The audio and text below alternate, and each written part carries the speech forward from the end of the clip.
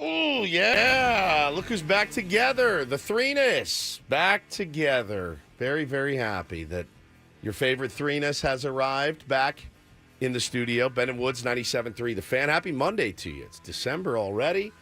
And the last shows of the year. Benny just let us know 15 more shows.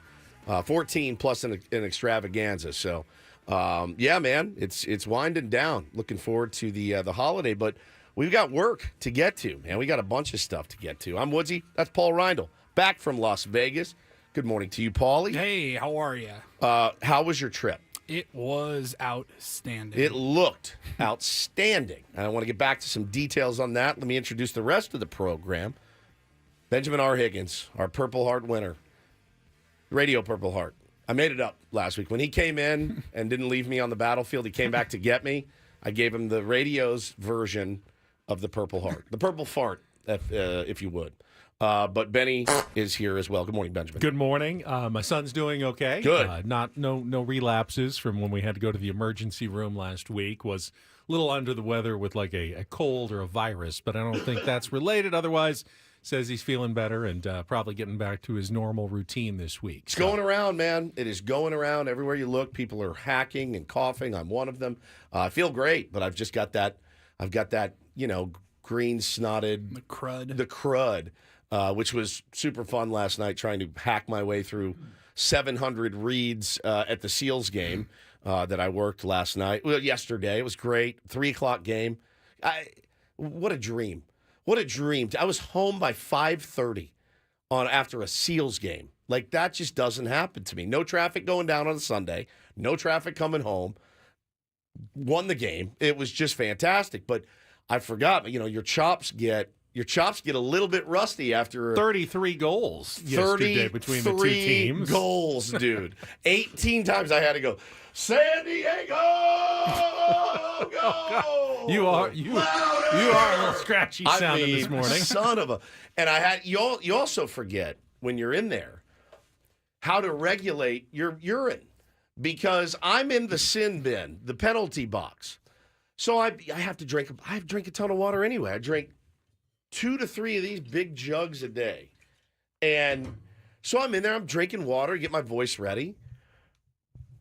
Go, pee a couple times, and then I'm sitting in there going, it's the first quarter. And there's a ton of goals, breaks in the action, so it's dragging a little bit.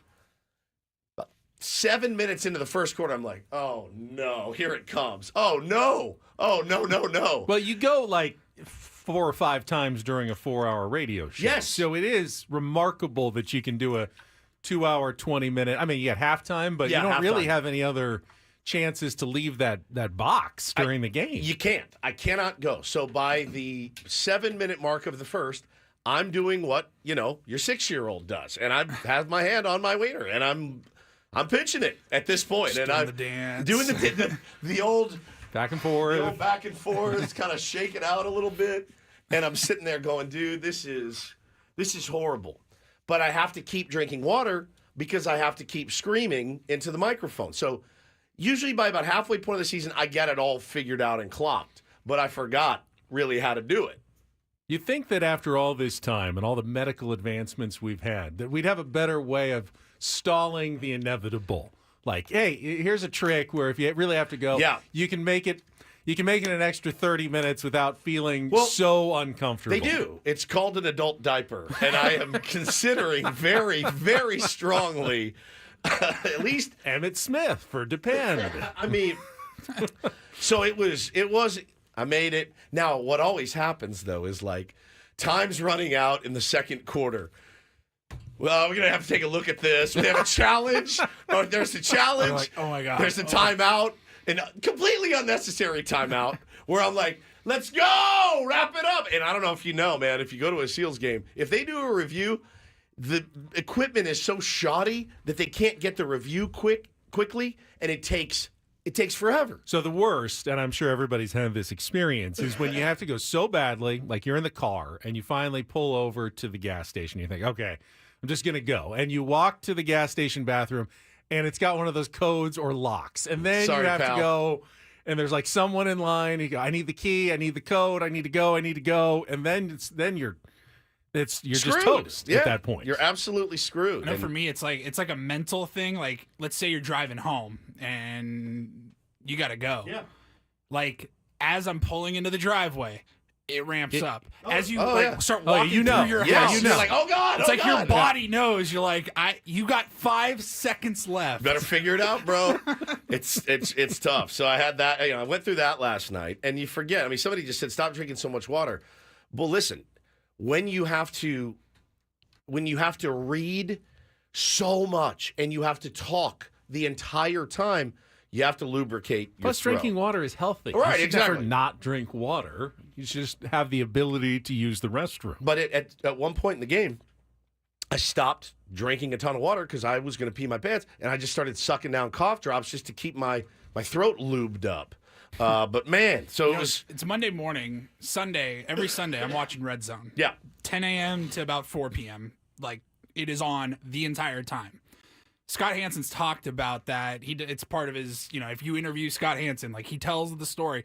They have, like, dietitians on set at NFL Network. That's unreal. Like, it is down to a science on how much coffee he can drink in the morning, how much water he can drink throughout the broadcast, what foods he needs to eat throughout the broadcast when he gets a chance, because he is on no commercial breaks for, like, 8 hours. You know what? I call a little Oh, bit of BS here we because go. they will. Oh boy. He will toss to the game audio, and sometimes it'll be on for like a minute or two, like they're running through some plays of one game straight. And I think there must be a time where he takes the mic off, runs to the bathroom, runs back, and no one I've ever never heard him knows go that he's go away gone. for that long. There needs to be at Pechanga Arena. They need to install it.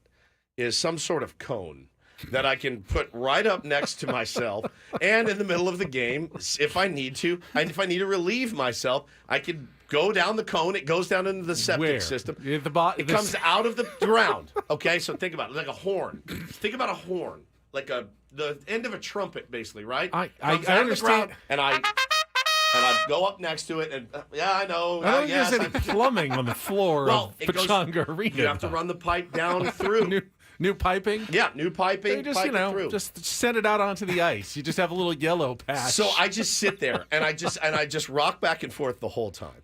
But yeah, I maybe a diaper, maybe a catheter, so that I don't know. Yeah, astronaut style. Somebody said that's exactly right. Exactly. So it was very uncomfortable, but we did get the win, and that was a lot of fun to be back with the fellas. And we got a great new team, and a lot of people came out and showed up, and it was a blast. It really was. Those games, every year I'm like, man, do I have it in me to do this? Do I have it in me? I'm so tired all the time. I got family. And then I get into the arena and I see the guys and I'm like, yes! And I get so excited to be back. And once the game starts, it's on. So Diesel says they sell bags you can relieve yourself into, then it hardens and you just throw it away. problem is, Diesel, I can't whip my wiener out in the middle of a penalty box. I'm surrounded by fans everywhere. They're very close to you. Yeah, they're very close to me. They're, in fact, right behind me and right to my sides. Like I can't do it. There's other people in there with me. Temporary curtain. Yeah. Like Sean Lewis Yeah. uses to hide the plays. Yes. It's just someone. How's that working comes for you? Maybe you just tell people your plays at this point. Anyway, everyone have a good Thanksgiving. Paulie, you actually ate Thanksgiving on the road. on the road. I don't know that I've done that before. It was different. Yeah. It was great. And you had Din Tai Fung for Thanksgiving dinner. Win buffet and then Din Tai Fung. That's We- an we elite actually- day of food, I feel We like. skipped Win Buffet. Oh, you skipped it. because we saw videos like going around, TikToks going around, no. like the morning of. I think we had like a 9:30 brunch, and that morning it looked like there were just thousands of people, like chickens with their heads cut off, just running around the casino, the buffet area. Like there was no order. It looked insane. We said, you know what?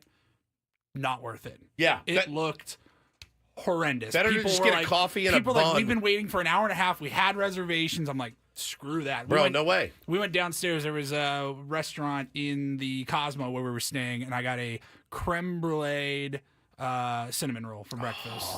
And then, Din Tai Fung, first time ever. Never having had it. Delicious? Oh, my God. Blow your mind. It was so good, dude. I got to go there. I It got to was try it. incredible.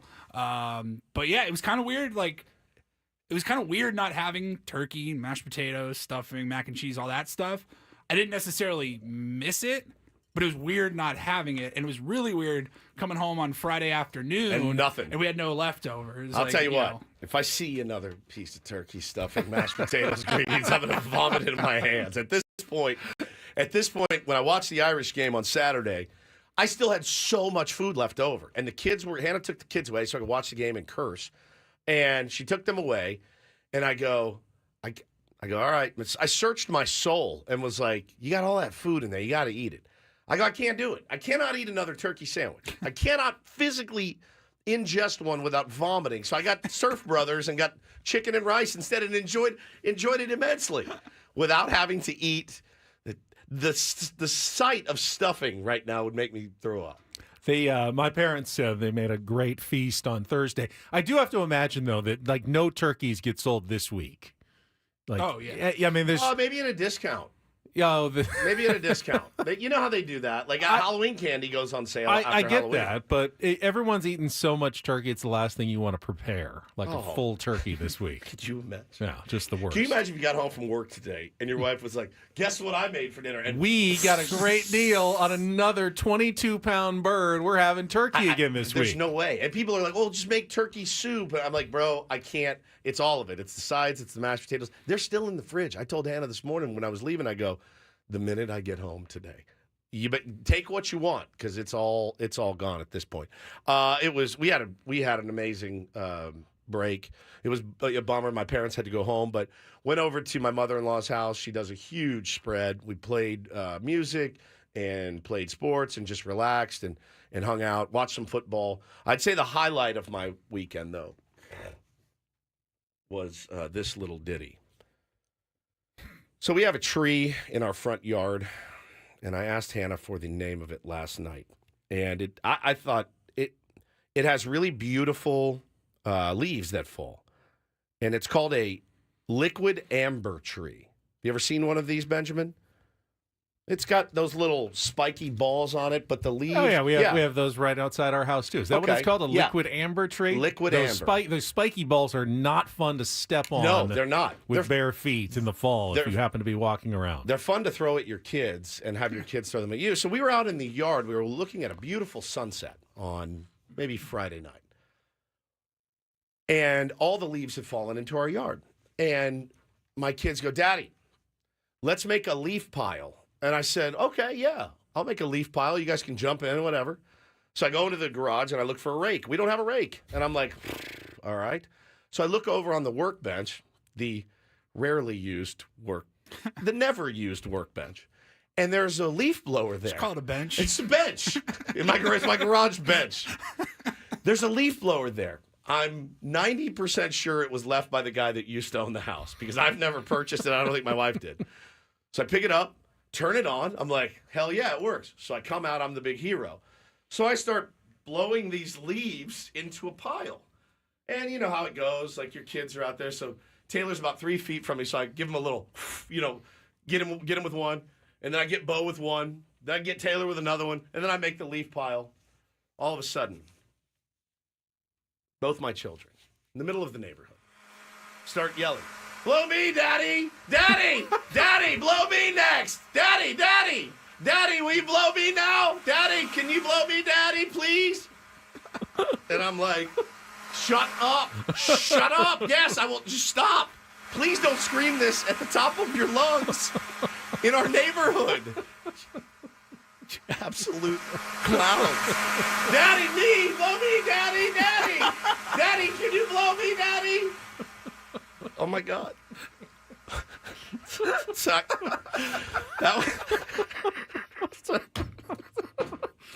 it was an absolute all-timer from those kids.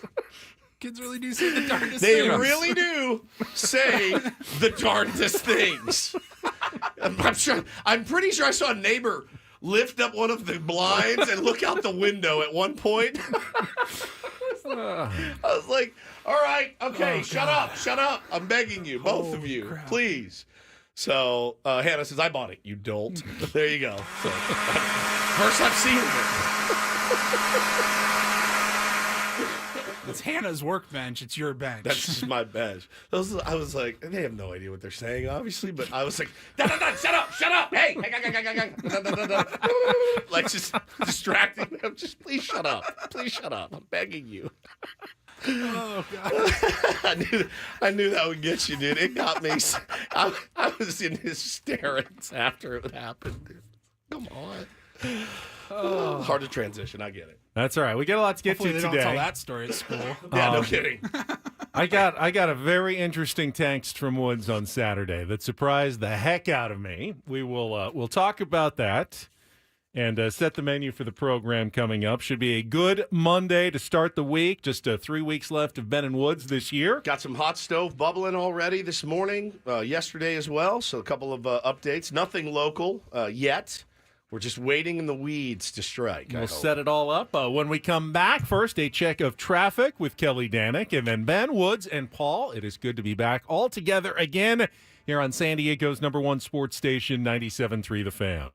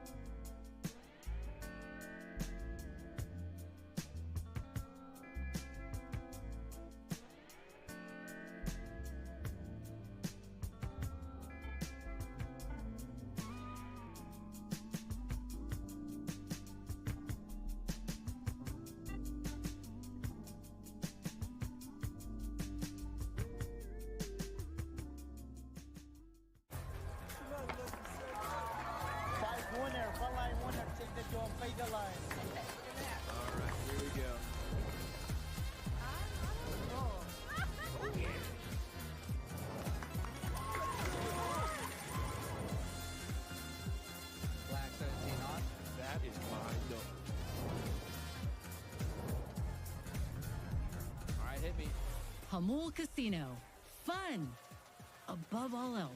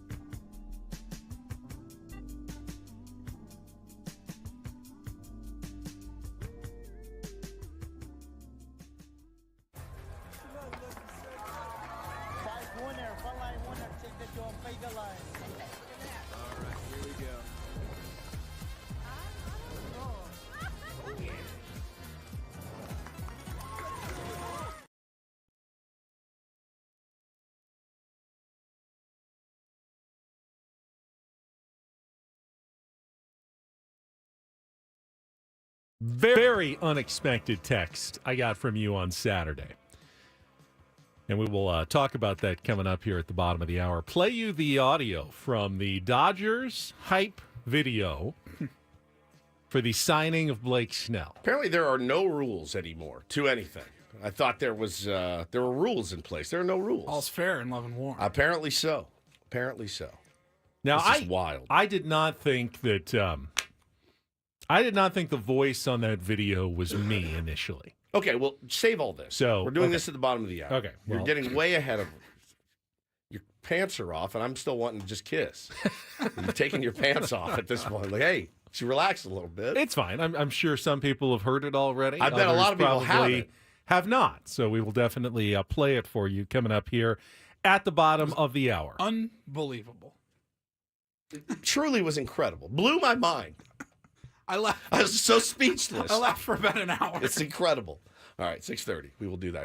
It's not far. You don't have to wait long. Plenty of other stuff to get to, though. Football weekend, talk about yesterday's NFL games as we get now to the final month of the regular season in the National Football League. We'll talk college football as well. We are into now Conference Championship week. The playoffs are not completely set, but you can get the idea now. About 10 teams or so that are going to be there. A couple more will be determined this week with the final conference championship games, and we can talk a little college football. I know Woods was happy. His Notre Dame Fighting Irish What a pretty game. much locked Oh, up their God. spots by beating USC. Just back and forth, man. Back and forth till the end. Yeah, And pick six at the end kind of sealed it late in the game. 199 yards of pick sixes will really do wonders for getting the feeling back into your legs. And my beloved wife took the kids, like I said, she took them away for 3 quarters. So the minute the fourth quarter started, hey, Dad, I'm like, and then things started to spiral for the Irish. So I'm starting to, lose it a little bit as we're watching the game.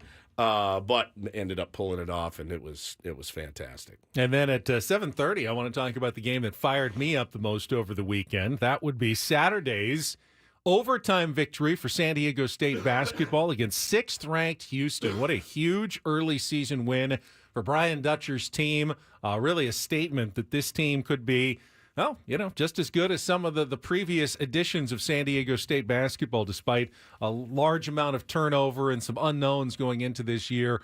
What a gritty performance by the Aztecs on Saturday in Las Vegas. Now, Paul, you went to one of the games earlier in the week. Yeah, I went to the Creighton game. The win first over game Creighton on of Tuesday. The Players Era Festival, which was really cool to be out there. We loved walking around. Don't travel too much. We only have like the Padres, you know what I mean? Unless you go on the road and watch a Padres game in another city. Like, it's fun to be in another town, another city, wearing your team, your school's colors, and seeing other red and black, seeing other Aztec fans. There were like 3 other tournaments happening in Vegas as well. Everywhere you looked at any point, there was a Kansas or a Duke fan somewhere around you. Those games were played at T-Mobile Park. San Diego State's they were at MGM Grand, and it was super fun. Got to see the win. Dude, we were sitting basically on the floor. It was awesome. And seeing Kalkbrenner up close, the guy's a monster. He's an right? absolute beast. And they contained him, and they held their own. Yeah. Didn't make it to the Oregon game. Did watch from Vegas there all morning long. Thought they played well. And then to get that win on Saturday. Huge. Awesome. Huge. Miles Bird, man. The guy's the truth. The absolute truth. He is so so fun to to watch, dude. And think about this, man. That's a good team, highly ranked team that they beat. And that's, again, all of this is being done without maybe their best scorer. I mean, and when Reese gets back, hopefully he slides right in and fits into the flow of what they're doing. I'm sure he will. Magoon Gwath has been He's been so much fun to watch. Pharaoh Compton's a total dude. Like, they got some really lovable players You get a guy on this like team. Magoon. We've had that type of player over the years. A Nathan Mensah, a tall shot blocking monster. Now we have one that can block the shots and shoot a 3-ball. It's incredible. So good. Definitely some excitement again for San Diego State basketball, and we'll talk about that. We'll have all of our regular features as well. Take on Woods, Don't Do This, and the Rindle Report. We've got some tickets to give away as well. Comedian Shane Gillis coming to Pechanga Arena, not for a few months, but you'll have a chance to win a little bit later. I assume those tickets are going on sale this week, so have that opportunity to win coming up. We've got a 2-night stay again at the Westgate Las Vegas, and still more of those tickets to Soul of Motown for our Take on Woods prize coming up in our 7 o'clock hour. So there's plenty to talk about. As you said, there is some hot stove news as well in Major League Baseball. The Dodgers making another move over the weekend, just bringing back Tommy Edman. And Oh, yeah. we can talk Forgot about that. Yeah, that was their newest move, a contract extension. The newest deferred... The newest deferral move of the Los Angeles Did they defer Dodgers. money in that one too? Oh, yeah. Oh. Are you kidding? Where you been? I don't think you can sign there without deferring half your salary. So, yeah. Whatever works for. I mean, they're gonna run this thing into the ground, at some point, and but they're getting these in now. They're not breaking any rules, not doing anything wrong. You got guys that want to be there and are willing to do that, and they're taking advantage of that, certainly. Mets also agreed, just as long as we're doing the breaking news, a 2-year, $34 million contract with Frankie Montas. That's some serious coin for a 5 ERA almost, man. It's interesting. He's the 4th Scott Boras client. Yeah, very odd. Already sign this offseason. The Scott Boras method has always been wait. Didn't work out well last year, so now it's sign. He is zagging when he usually zigs, Ben. And he's getting some credit and praise for it. His guy's getting good deals. That includes the Nick Martinez qualifying offer.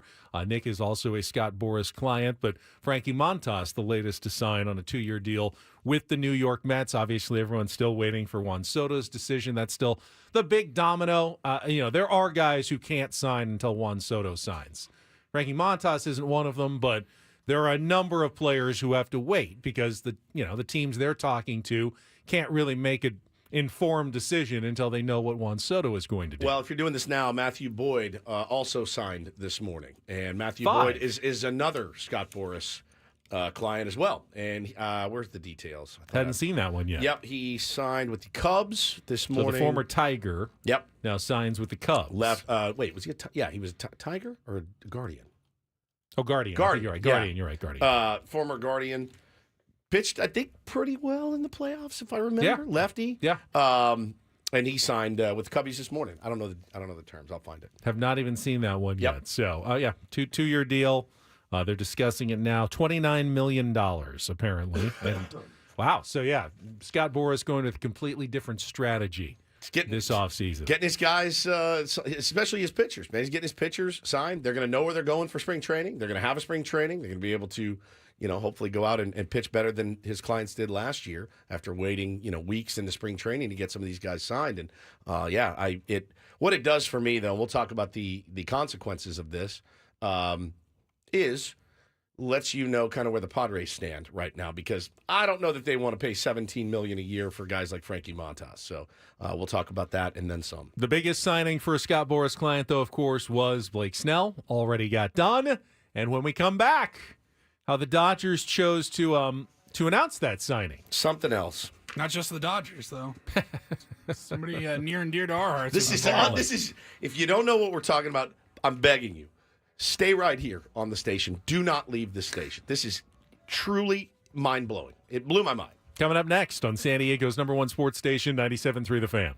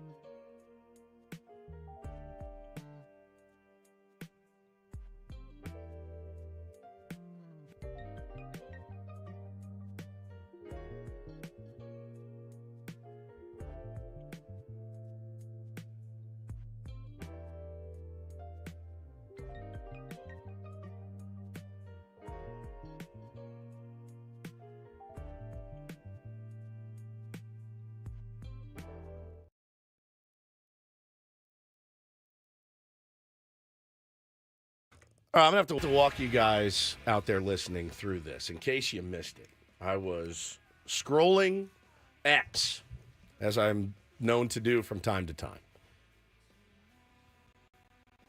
And I saw a hype video from the official Los Angeles Dodgers Twitter account pop up. And it was, "Welcome to LA, Snellzilla."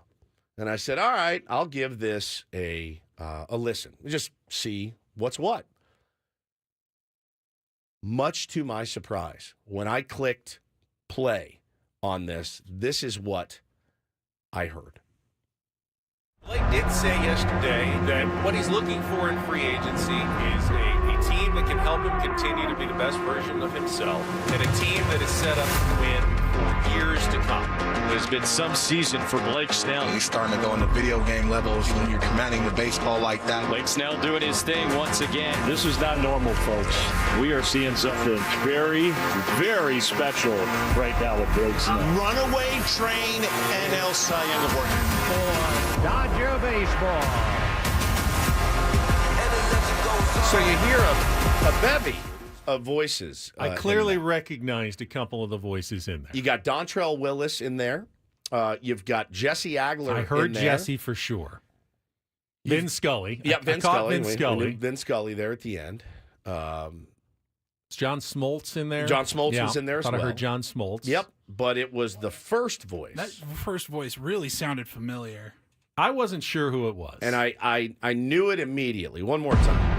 Blake did say yesterday that what he's looking for in free agency is a team that can help him continue to be the best version of himself and a team that is set up to win for years to come. So I take that. There's the music in the background. Right. So I take that tweet or X and I send it to our group chat of me, Paul, Ben, and Adam.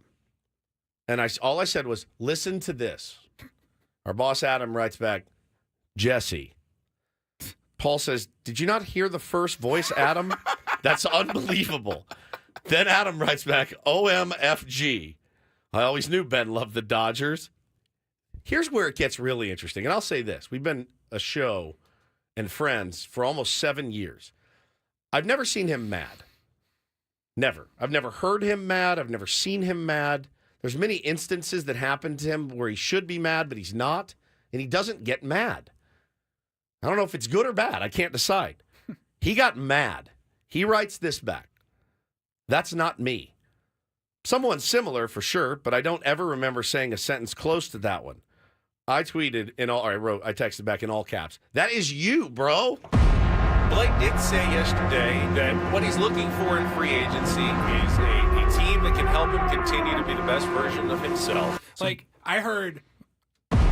Blake did say right there. It's done. The second I heard it, I go, that's Ben. Oh my God. I listened to that voice. I mean, like maybe an AI approximation of me. I listened to that voice, call it 5 hours a day. Ben says, I think I'd recognize my own voice. Not me, positive. I write back, Ben, in all caps. Ben said, there was a Jesse clip in the middle. Paulie writes, is this a troll? Because that's 100% you. This is where he gets real mad. He said, I never said that, dude. Not even once. Channeling my woods. Yes. And I said, maybe not recently, but that is unequivocally you. Why would I know what Blake was looking for in free agency? We never talked to him. I don't say it twice, dude. I said, because of an interview or that we watched or heard or something. He said, if it was, then it was last year, maybe. Certainly not this year. Still sounds more like one of those MLB Network guys to me. Adam says, can they use Ben and Jesse's voices without permission? I said, shouldn't you know this? You're the brand manager. Why are you asking us? So finally, after like an hour, he comes around. He goes, okay, the more I listen to it, the more it sounds like me. Paul says, Ben, it's you. I said, and Paul goes, it doesn't sound like Ben. It is Ben. And I said, there is zero doubt.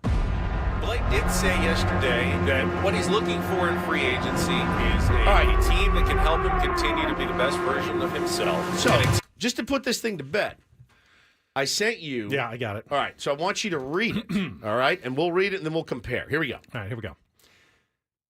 Blake did say yesterday that what he's looking for in free agency is a team that can continue to help him be the best version of himself and a team that is set up to win for years to come. Okay, Paulie's going to need a minute to get the audio together and matched and everything else.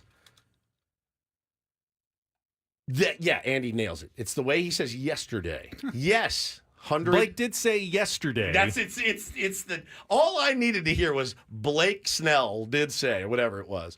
I went, oh my God. So Paulie's matching up the audio right now. I couldn't believe how in denial Fine. you were. Why were you so in denial? Okay, because here's what maybe you don't understand. We weren't mad at you. I didn't think that you are doing voiceovers for the Dodgers. I realize now, given some time to process and ingest, that my initial reaction may have been incorrect. What were you feeling at that moment? You were mad. The first time I listened to it, it never even occurred to me that I'd be hearing myself. So it didn't process the first time. Now, I just played it over my phone. There was like music in the background where I was. There's music in the clip, and it was like, what am I listening to? Okay, it's a Dodger hype video. And then I heard Jesse, and I go, oh, this is why Woods is so up in arms about this. They use Jesse in this video, and, that doesn't seem right for the Dodgers to be using the Padres broadcaster in their video. And then I listened to it again, and I still didn't catch it the second time I listened to it. Now that I've put headphones on and we're in the studio, now you think it's you? I'm starting to acknowledge the possibility that that in fact was me. Did you? Still don't remember exactly saying that, but did you think that we were like making fun of you? It was more of like solidarity. Holy S, they did this. I can't believe they did this. Well, I wasn't making fun of you. I don't think you're a Dodger double agent. I didn't think you were driving up to Westwood 1 to be like, all right, what do you want me to say? All right, here we go. Blake said yesterday that I didn't. There was some frustration on. Yeah, I sometimes do wear it with the Dave Roberts thing and everything, and I just felt like this is going to go Dave Roberts. This is going to reinforce a stereotype that I'm not exactly a big fan of.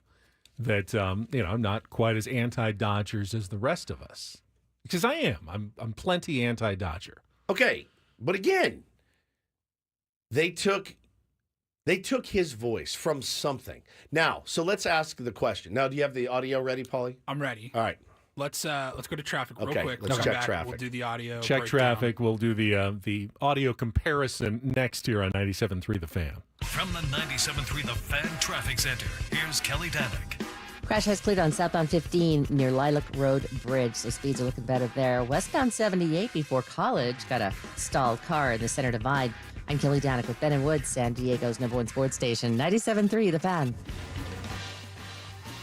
I'm dying to know where this clip came from. As am I. And I spent more time than I probably should have on, what was that, Saturday, trying to find where this clip came from. Still haven't found it. I mean, we do 20 hours of radio a week. Yes. We talk Padres baseball for most of those 20 hours. Yeah, and Blake Snell was here. He was here for years. 2 years, 2 seasons, three seasons, okay? And we talked about him since. That could have been from 6 years ago, 5 years ago, legitimately. Don't know where they found it. Hunter says in the chat, foul territory. Could it have been from one of Ben's appearances on foul territory? I don't know. I don't remember talking with them about Blake Snell either. So but you did. So many media appearances, so little time. All right. So here's how the hype video sounded one more time. Yeah. Blake did say yesterday. Oh my God. His face. You just saw the recognition in his face. That what he's looking for in free agency. Okay. That what he's looking for in free agency. What he's looking for in free agency is a team that can help him continue to be the best version of himself. Is a team that can continue to help him be the best version of himself. Okay. I don't know. I'm thinking it's... And a team that is set up to win for years to come. And a team that is set up to win for years to come. Yeah, I mean, it's just, Right, it's, see. if Fine. we. Blake did say yesterday that what he's looking for in free agency is a team that can continue to help him be the best version of himself, and a team that is set up to win for years to come. Years to come. All right, it's me. Yeah, Fine. there's It's no doubt. It's definitely me. So now it gets into the. It gets. I'm interested in the psychology, and I'm interested in the reason behind that. Have you lawyered up? Yeah, have you lawyered up? I've not lawyered up. Are you a litigious guy? He's No, not. Not really. Honestly, I want to know who spent that much time Listening to us. and scouring through everything to find some Blake Snell clips. And if anyone was going to be mad about this, I'd be mad if I was like a Dodgers broadcaster that they couldn't Or find, a Dodger fan. couldn't find anything from anyone in Los Angeles, anyone associated with the team, their pregame show, their postgame show, any of the talk shows up in Los Angeles. Not a single person was qualified to talk about Blake Snell in that entire market of 12 million people. Yeah, so they use our play-by-play analyst and Jesse Agler, and they use the morning show host Ben Higgins. Somebody said in our chat, well, they couldn't use Joe Davis because people would have fallen asleep to the hype video. It's the last guy in the world you need doing a hype video. I couldn't believe it. So it begs the obvious question too. Was this a troll? Did they do this on purpose? Are they that trolly?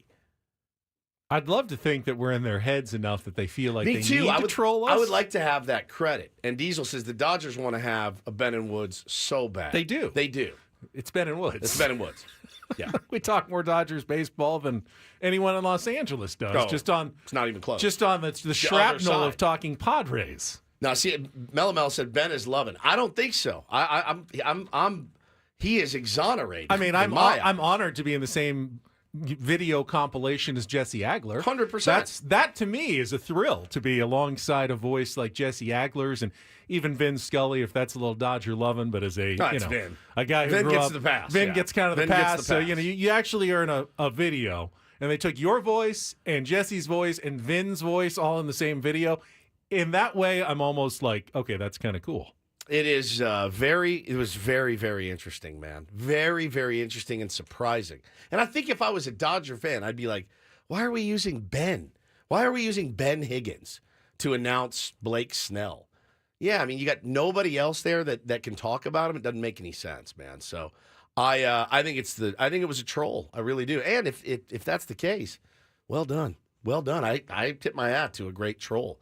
There was some goings on Padres and Dodgers Twitter this weekend. I don't know if you guys saw that, but it was pretty electric stuff. I think I just didn't want it to be me initially when I heard it. That's probably it. it. And sometimes your brain then just decides, okay, it's not me. I don't want it to be me, so it's not me, and I'm just going to stick with that position until you're presented with the incontrovertible evidence. Yeah, I mean, if we were it's you. If we were in a court of law, you'd be going to prison. They'd be saying, like, there's clearly his voice. The judge and jury would absolutely convict. Not that you did anything wrong. Perjury. Perjury. I did commit perjury by saying it wasn't me, but not knowingly. He was so adamant.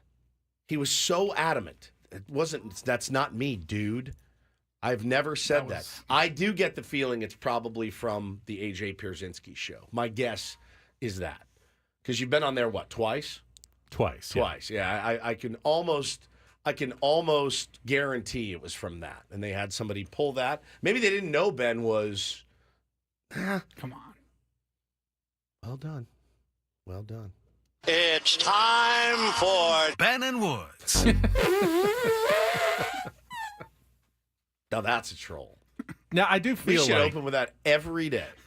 with the insane amount of money that they have, if they want to make good and have this, feel completely clear of conscience, if they want to throw me $500,000 or something for the use of my name, I will donate some of that to charity as well. if the What, 20 Dodgers would bucks? like to send me a check. Even if they want to defer some of it, I'm okay with that as well. I mean, it's nothing for them, right? Drop in the bucket. Well, it's nothing. Well, they'll defer it. Well, it's fine. My retirement. $1,000. My retirement plan. $1,000 a year for the next 500 Got years. that sweet Dodger royalty money coming in for the rest of my life. It was truly one of the craziest things that I have ever, and for whatever reason, I clicked on it. And the first freaking voice I hear, the first voice out of the chute, Ben Higgins. I wonder how Jesse Agler feels about it. He probably doesn't care. He's used to his voice being on highlights all the time.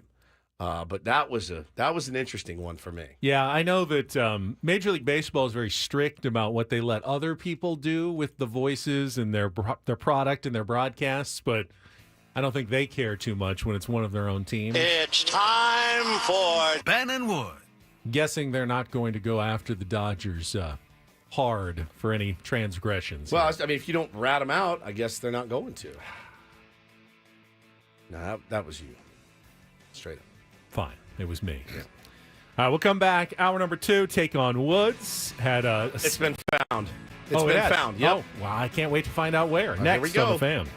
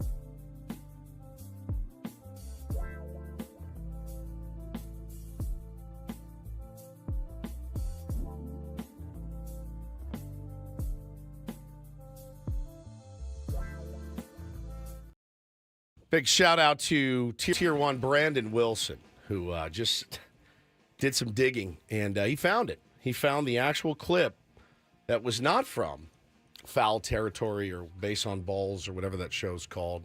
In the dugout, home run, grand slam. Between the lines. Between the lines, steal a bag, home plate. On the dirt. Pine tar scene. From the bleachers, in the bleachers. Outside the stadium, inside the stadium. Breakdown. Yeah, bullpen breakdown. It's actually not. It was from a little show you guys know called Ben and Woods, and it aired November 16th of 2023. And Brandon, thank you. November 2023. November 2023, so a year. A little over a year ago, like even 3 months before Blake Snell signed with the Giants. Correct. Well, no wonder I don't remember saying I this. know.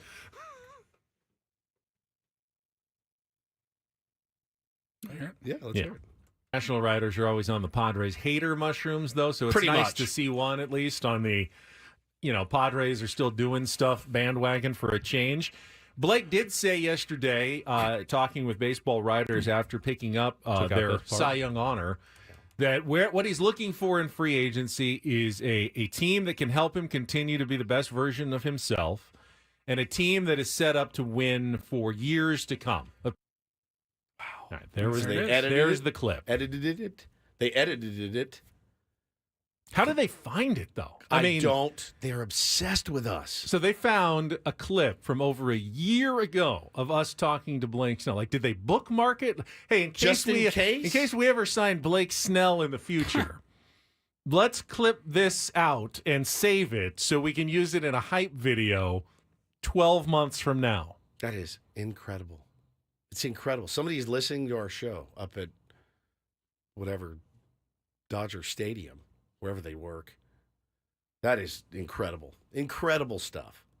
So, yeah, they probably Googled Blake Snell, and they found that and went to the part. Paulie labels them. You could go right to it, and they edited it. But then it wasn't even something he said this year about finding the Dodgers. That was about finding the Giants in that clip. Yes. That was so about the Giants. They used a Padres show host talking about Blake signing with the Giants to hype his signing with the Dodgers. Couldn't get a Rockies broadcaster in there somewhere. Right. Someone from the Diamondbacks wasn't available. Incredible, man. Incredible. Amazing. So there it was. Glory Hole found it. Found it right there. And thank you. There it was. Yeah. Glory Hole right there. You feel better? I feel a little almost vindicated in that I didn't remember saying that recently. Okay, yeah, I'll give you that. So that's why I was like, I didn't say that. I feel like I would have remembered saying that in the last couple of weeks since the baseball season ended. Yeah. And talking about Blake Snell's free agency. I mean, he was only on the market for a week and then he signed. So how could I not remember saying that and have a clip of me talking about him? Well, now it makes sense.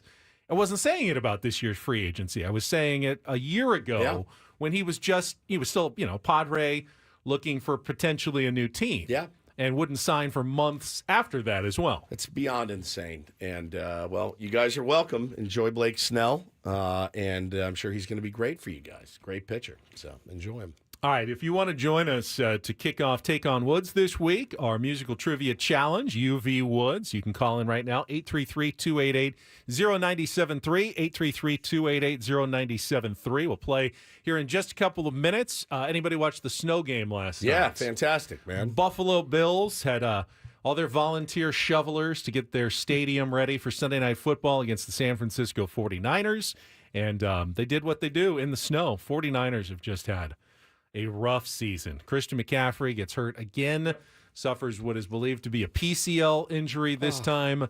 They are now alone in last place in the NFC West. Maybe the biggest surprise of the year. I thought going into the year the Niners might be the Super Bowl favorites, but the injuries, just the bad luck that they've gotten all year has conspired against them, and kind of feels like the Padres from 2023, just nothing seems to be couldn't get it going their way this year for the San Francisco 49ers. I did continue to see the scorching hot take from guys like Skip Bayless that I just don't like this brand of football.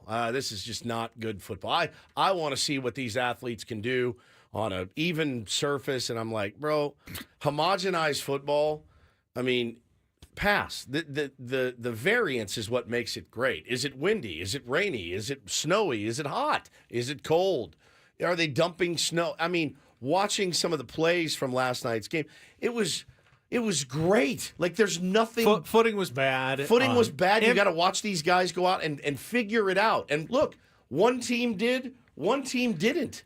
It was great. Unsurprisingly, it was the team from Buffalo that figured it out. Now, they made the point during the broadcast that they didn't even get to warm up in it because the field was clear during warm-ups. Then all of a sudden, the lake effect snow came down. And, that, if you don't know, that's when there's not really a storm. The cold wind just picks the water up off of the lake. It's the worst. And then freezes it and turns it into snow. So forecasters can't really go, oh, yeah, here comes the storm. It should start snowing in an hour or two. No, this is just like a snow machine that is making snow for the entire region. And I think it's great to watch if you're a fan at home. It's entertaining to see that brand of football, especially in December. But Bills had the big advantage there, and they clinched the AFC East about as early as you can clinch a division by winning last night 35-10 over the 49ers. I just thought, I mean, it's not something that happens all the time, right? I mean, but for me, it's such a pleasurable,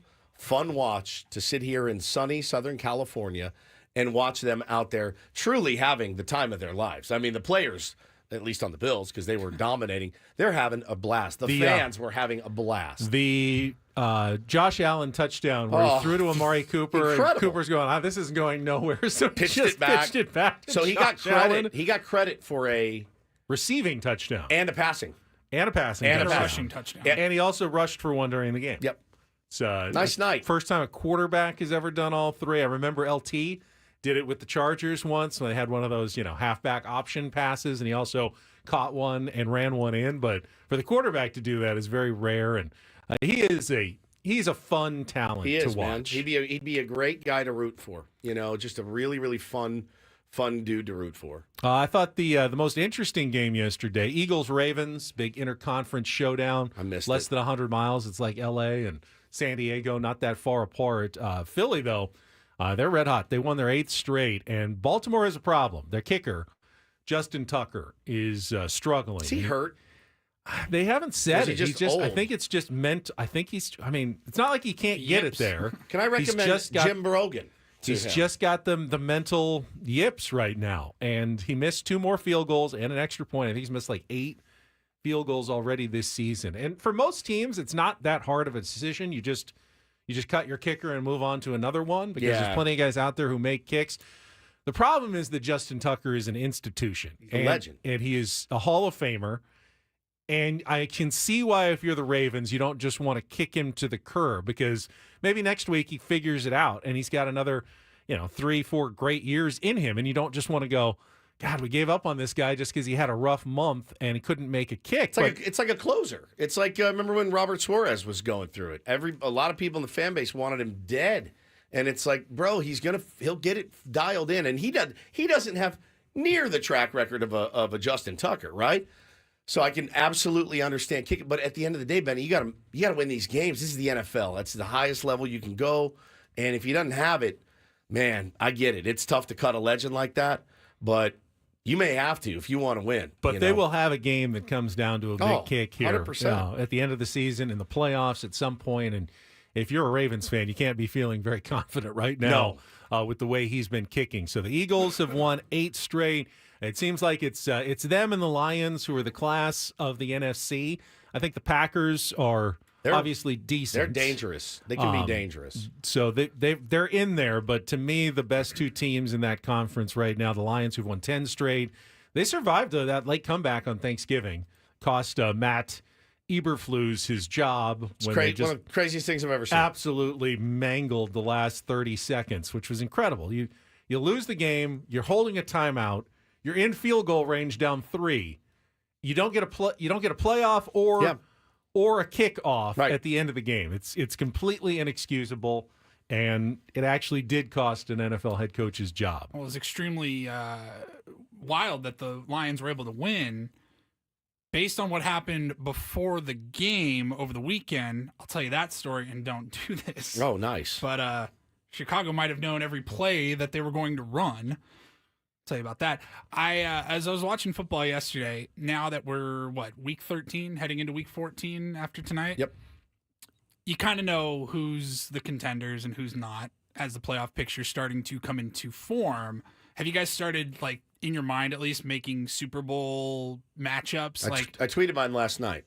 The one I would like to see is Bills Lions. That's exactly what I was going to say. And do they play soon? I was watching the game last night. I think they do. Somebody said week 15. Yeah, they play in 2 weeks. I was watching the Bills last night, and I go, man, I'm really pulling for the Bills in the AFC. I'm done with Kansas City. Don't need to see them again. And then the Lions, of course. How much fun would that be, those two fan bases? It'd be great. It's going to be frustrating a little bit when Kansas City is there in the end. I know. It will because be. They don't look like they deserve to be. I know they only have one loss. Every single week, they look like a very flawed, vulnerable football team. They'll turn it around. They do, but this isn't Georgia or Clemson. You know what I mean? It doesn't really matter. There's a good chance they'll have home field advantage in the playoffs, and it's going to be very hard to beat them, I think, in January at Arrowhead Stadium. Maybe the Bills do it this time. They certainly look like they could have the team to do it this time, but don't count the Chiefs out at this point. They've gotten themselves in position again. Very unimpressive win on Friday night against the Raiders, but another win. Yeah, dub. For Kansas City, and that's really all that matters. All right, we got a contestant on the line. Let's get to it. It is time for Take On Woods.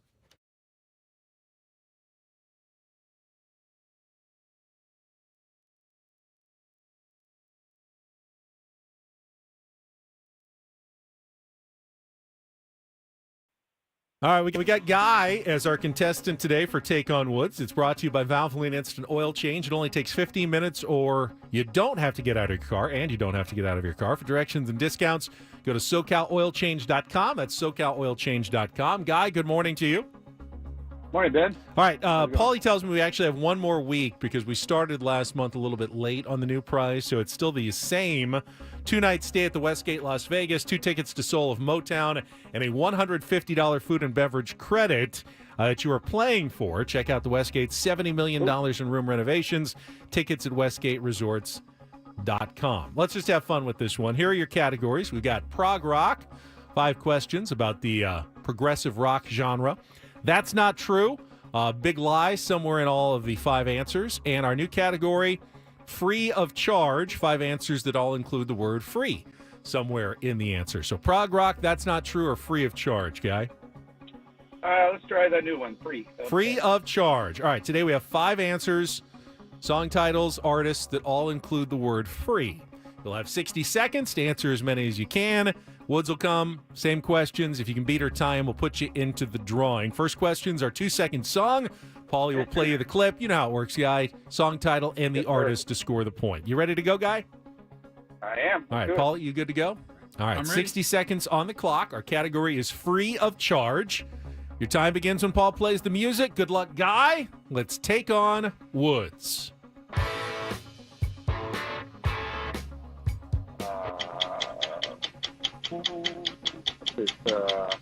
Pass. Neil Young wrote which 1989 song after having a potential concert tour to the Soviet Union canceled? Keep on rocking in the free world. Correct. Which hit song with a 7-word title was the very first track on Sting's very first solo album in 1985? If you love somebody, set them free. Correct. Featuring vocals by Bruno Mars, which 2011 pop rap song became a hit for the team of Snoop Dogg and Wiz Khalifa? The music video for which 1984 song by Queen features the members of the band all dressed in drag?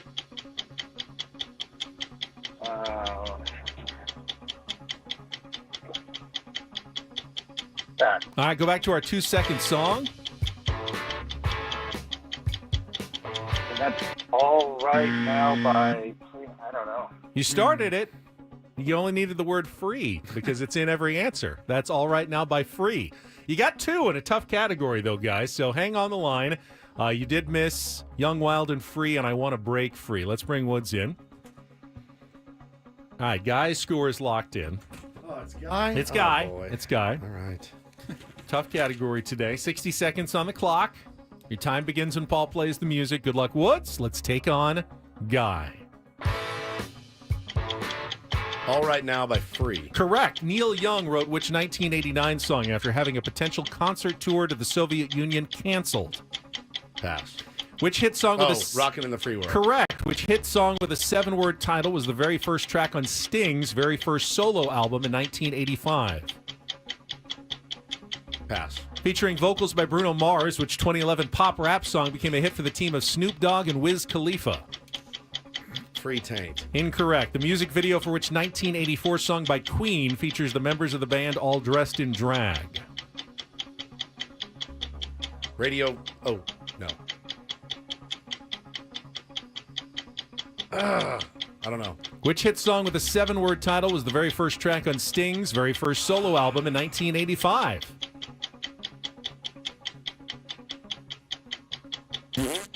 No idea. Done. All right, 2-2, and that's tie. God. Guy, good enough. Tough category today. Free was the free. the key word. All Right Now by Free, rocking in the free world. If you love somebody, set them free. Set them Free, yeah. Young, Wild, and Free is Snoop Dogg and Wiz Khalifa, and then I Want to Break Free I want to break free. by Queen. I thought you might get that one Damn and it. pull out I the should win. have. But not today. Guy, good job. Take You your are time. in. Hang on the line, Paulie. You'll get your information during the break. And we already had Paulie tease a little bit of Don't Do This. What other story did we have? Didn't we have some audio of something? I have audio with that story. You have audio from that story. I have audio of you doing the Blake Snell hype I video know for the that. Los That's Angeles not a Don't Dodgers. Do This. That's- We've already decided all that's right. not a Don't Do This story. Well, not a do this. Isn't.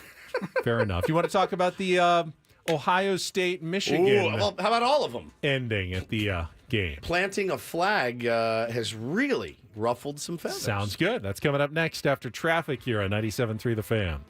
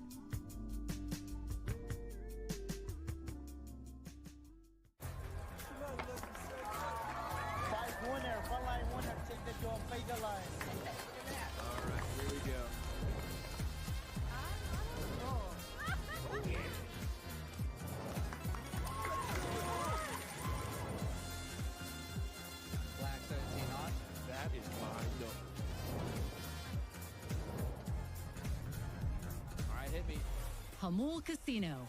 Fun above all else.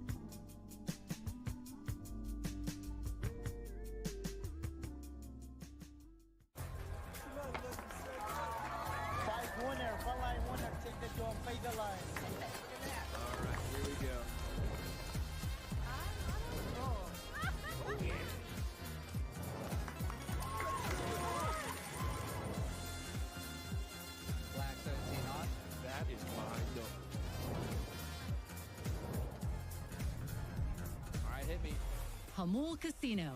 Fun above all else.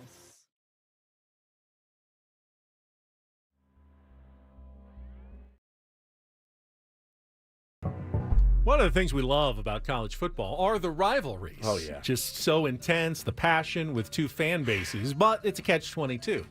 Because when a rivalry gets too intense, well, chaos can ensue. And we saw that over the weekend in college football. The biggest example, of course, the end of the Michigan-Ohio State matchup in Columbus. Wow. Where, Michigan pulled off the very unexpected, more than 20-point underdogs upset of second-ranked Ohio State 13-10. And then after the game, Michigan players and, the cheer squad, they come out with the flag and they try to plant it in the middle of the Buckeyes field. The big O in the middle of the field, and Ohio State players were having none of it. They come in, punches start getting thrown. The melee lasts several minutes. Police come out and at one point deploy pepper spray to disperse the mob of players. Coaches and players from both sides are left bloodied. Ohio State University Police says one officer was injured, and yesterday both schools were fined $100,000 by the Big Ten for their roles in letting things get out of hand. Now, I don't know what your thought is here. Ryan Day said, the coach at Ohio State, obviously was in a sour mood after his team lost anyway. He said, well, we're not going to stand for that, essentially, for another team planting their flag He's a clown. He's on a our clown. field. You should beat him. I saw a video that somebody took on the field. I saw it too. Of whoever the player was that was like irate, losing his mind. He goes, "That's our effing field. Those mother effers, they can't do that on our field." Ryan Day is just standing there watching while this player is being restrained and held back. He started the whole thing. Then, when it's over, the guys are running off, and Ryan Day's standing there, and they have him mouthing, "What happened?" Bro, you were right there. You know exactly what happened. There's been calls from, members of the media, people around college football to just ban flag planting entirely. Or you could go the other way and just say, hey, winning team always gets to plant their flag on a field, and if you don't like it, don't lose. That is one way or the other. It should not lead to violence and chaos at the end of a game. We know that. I mean, and again, like, there were so many you can't lose that game if you're Ohio State. You have a $20 million roster. Horrible loss. A $20 million It's not like Michigan roster. doesn't, but horrible loss anyway. Nobody has more players. Remember when Michigan couldn't beat Ohio State at all? Now the tables have 4 in a turned. row. Imagine signing up to go play at The Ohio State University as a freshman 4 years ago. You're like, bro, I get 4 cracks at Michigan. And you finish that game, you're like, I'm 0-4. This is like the worst thing that could happen. That's why you go there, to play that game. 0-4. Ryan Day is a clown. He's always been a clown. And maybe looking for a job. I think it'd be goofy to fire him. He's won so many games. But that's the game that they want. I mean, the playoff is redemption. The Ohio State is going to get in. They'll get in. And they're not going to fire him before the playoff. If they go and, make it to the national championship game, all's forgiven. All will be forgiven. 100%. If they lose in the first round, then I would imagine, his job status will be very much in question in Columbus going forward. Yep, fair enough. Paul, you had one that's pretty interesting. Yeah, so Saturday, before Sunday's game, Dan Campbell, head coach of the Lions, does his media press conference, and he was asked by a reporter about some screenshots of a video going around on social media. Jamar Gibbs posted a video of Jamar Jefferson, his teammate. Yep. I think he was dancing or something. I just saw the I didn't see the video. I saw the still screenshot. And behind Jefferson is a whiteboard with a ton of Detroit Lions plays, the names of the plays, Proprietary information. a bunch of offensive play calls, and all of that. And seeing the reaction from Dan Campbell, who had no idea. He had no this idea. Was a thing. Gibbs, he had a social media post where there was a bunch of plays or partial calls on the whiteboard behind him. Is that something where you need to just remind a player to be smart about what they're posting on social media? Is there anything that could? Who's that? I believe Gibbs posted a photo of Jefferson with a bunch of He did what? lingo on the whiteboard in the running back room behind him. Oh, I didn't know that. Did not know that. Okay. Yeah, I need to check on that then. Did not know that. Yeah, I'd rather our stuff not be out there. Thanks. And he walks. And then he walks away. I mean, this lingo up here, like 339, stutter, right T, left T. I mean, football lingo is very complicated, but I'm sure that other teams, if they had an analyst Drop back like protections. looking at all of this, could have used it to their advantage. There is no question about it. And probably if it was any other coach but Matt Eberflus, they would have used it and won. It's kind of the media equivalent of like shooting video in the clubhouse after the game and accidentally posting someone's dong. Yeah, privates like in the background because you didn't notice what was there. I've seen it. You always have to check the background before you post something on social media. I pretty much have made it a hard and fast rule, no pun intended, by the way, that I leave my phone in my pocket in the clubhouse. There's always cool stuff that you would love to be able to share. Like when I walk in and I look what's in these dudes' lockers, I'm like, this is incredible. Look at it. I mean, Hickey's got guitars and amps spilling out. Like They all have such stuff. Cronies got tons some of people stuff. are legitimately like filming a post-game like locker room conversation with a player and then just don't notice. They don't notice what's in the background because they're not straight on and it's in the, something happens, you got to check for that. Yeah, ask old Mark McGuire how that worked out for him years ago. Is that a bottle of Andro? And that was it. That was it. Everybody started looking into what these guys were taking.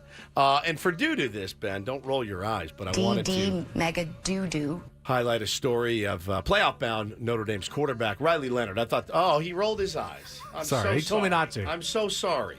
He literally just told you. I know, Yeah. sorry. I'm sorry. Ben can't relate to the story even in the slightest because what it's about is quarterback Riley Leonard sharing his NIL money with his teammates. So I know this is a double whammy for you.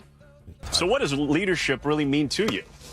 It's a great question. I really try to be a servant leader. And what I really want to do is just serve others and really show these guys that I'm no better than them. Which is why when Riley received a lucrative NIL offer, the QB said he'd only accept if the company cut in his offensive line, too. He broke the news to you. How was that? When you get to know Riley, it's amazing, but it wasn't shocking. On the field, number 59, offensive tackle Emil Wagner's job is to protect Riley. How cool is that? Hey, we're going to give you X. All right, as long as my homies get some too. Love it. Yeah. Can't hate on that, can you? I mean, yeah, it's good leadership. Great leadership. Absolutely. From a great leader and a great young man. And it's, I saw the same thing. Arizona State's head coach, Kenny Dillingham. He got a $200,000 bonus for winning at least 9 games. Gave it all to his assistant coaches. Yep. Like, dude, that is leadership behavior, bro. right And that's how you talk about creating a culture, and that's who wants to leave that. Like who wants to you'll run through fire for that guy. Hey, I got a bonus. I'm going to whack it up with you guys. Can we talk about the pukey broadcaster who did that story on Riley Leonard? Oh, I didn't even know. So what does leadership really mean to you? Sounded a little bit like Dan Patrick. A little bit. Which is why when Riley received a lucrative NIL lucrative. Look, you're one of them too. I don't know who you're talking about. You can't do it. You can't. When I do it, when I puke the most? I just want to make sure you're making fun of everybody, not just me. When I do Seals PA, I vomit into it. PA, it's almost impossible. If you have not to do it. Ladies and gentlemen, welcome to Pechanga Arena, San Diego for tonight's game with the Philadelphia Wings and your San Diego It'd be hugely Seals. disappointing if the PA announcer didn't do some of that. I feel like I have to do it. You can't just be like, hey, everyone, welcome to Pechanga Arena, San Diego for tonight's game with the Philadelphia Wings. We're really glad to have you here. San Thanks Diego for coming. Seals. Bro, you have to puke. If you're a PA, you have to puke. Of course you do. And that's don't and do this for a Monday. That was Don't Do This with Ben and Woods on 97.3 The Fan. I want to talk some college hoops. San Diego State, huge win over the weekend. Talked about going into this 4-game stretch. Massive win. Massive. And to come away with a couple of wins, considering how difficult their quality of opponent was. What a great event that tournament was, and what a great outcome for the Aztecs. It's been a good start to the year for this new Aztecs, this young Aztecs team. No doubt. Couple of losses, but to good teams. Yeah. We're gonna have good resumes.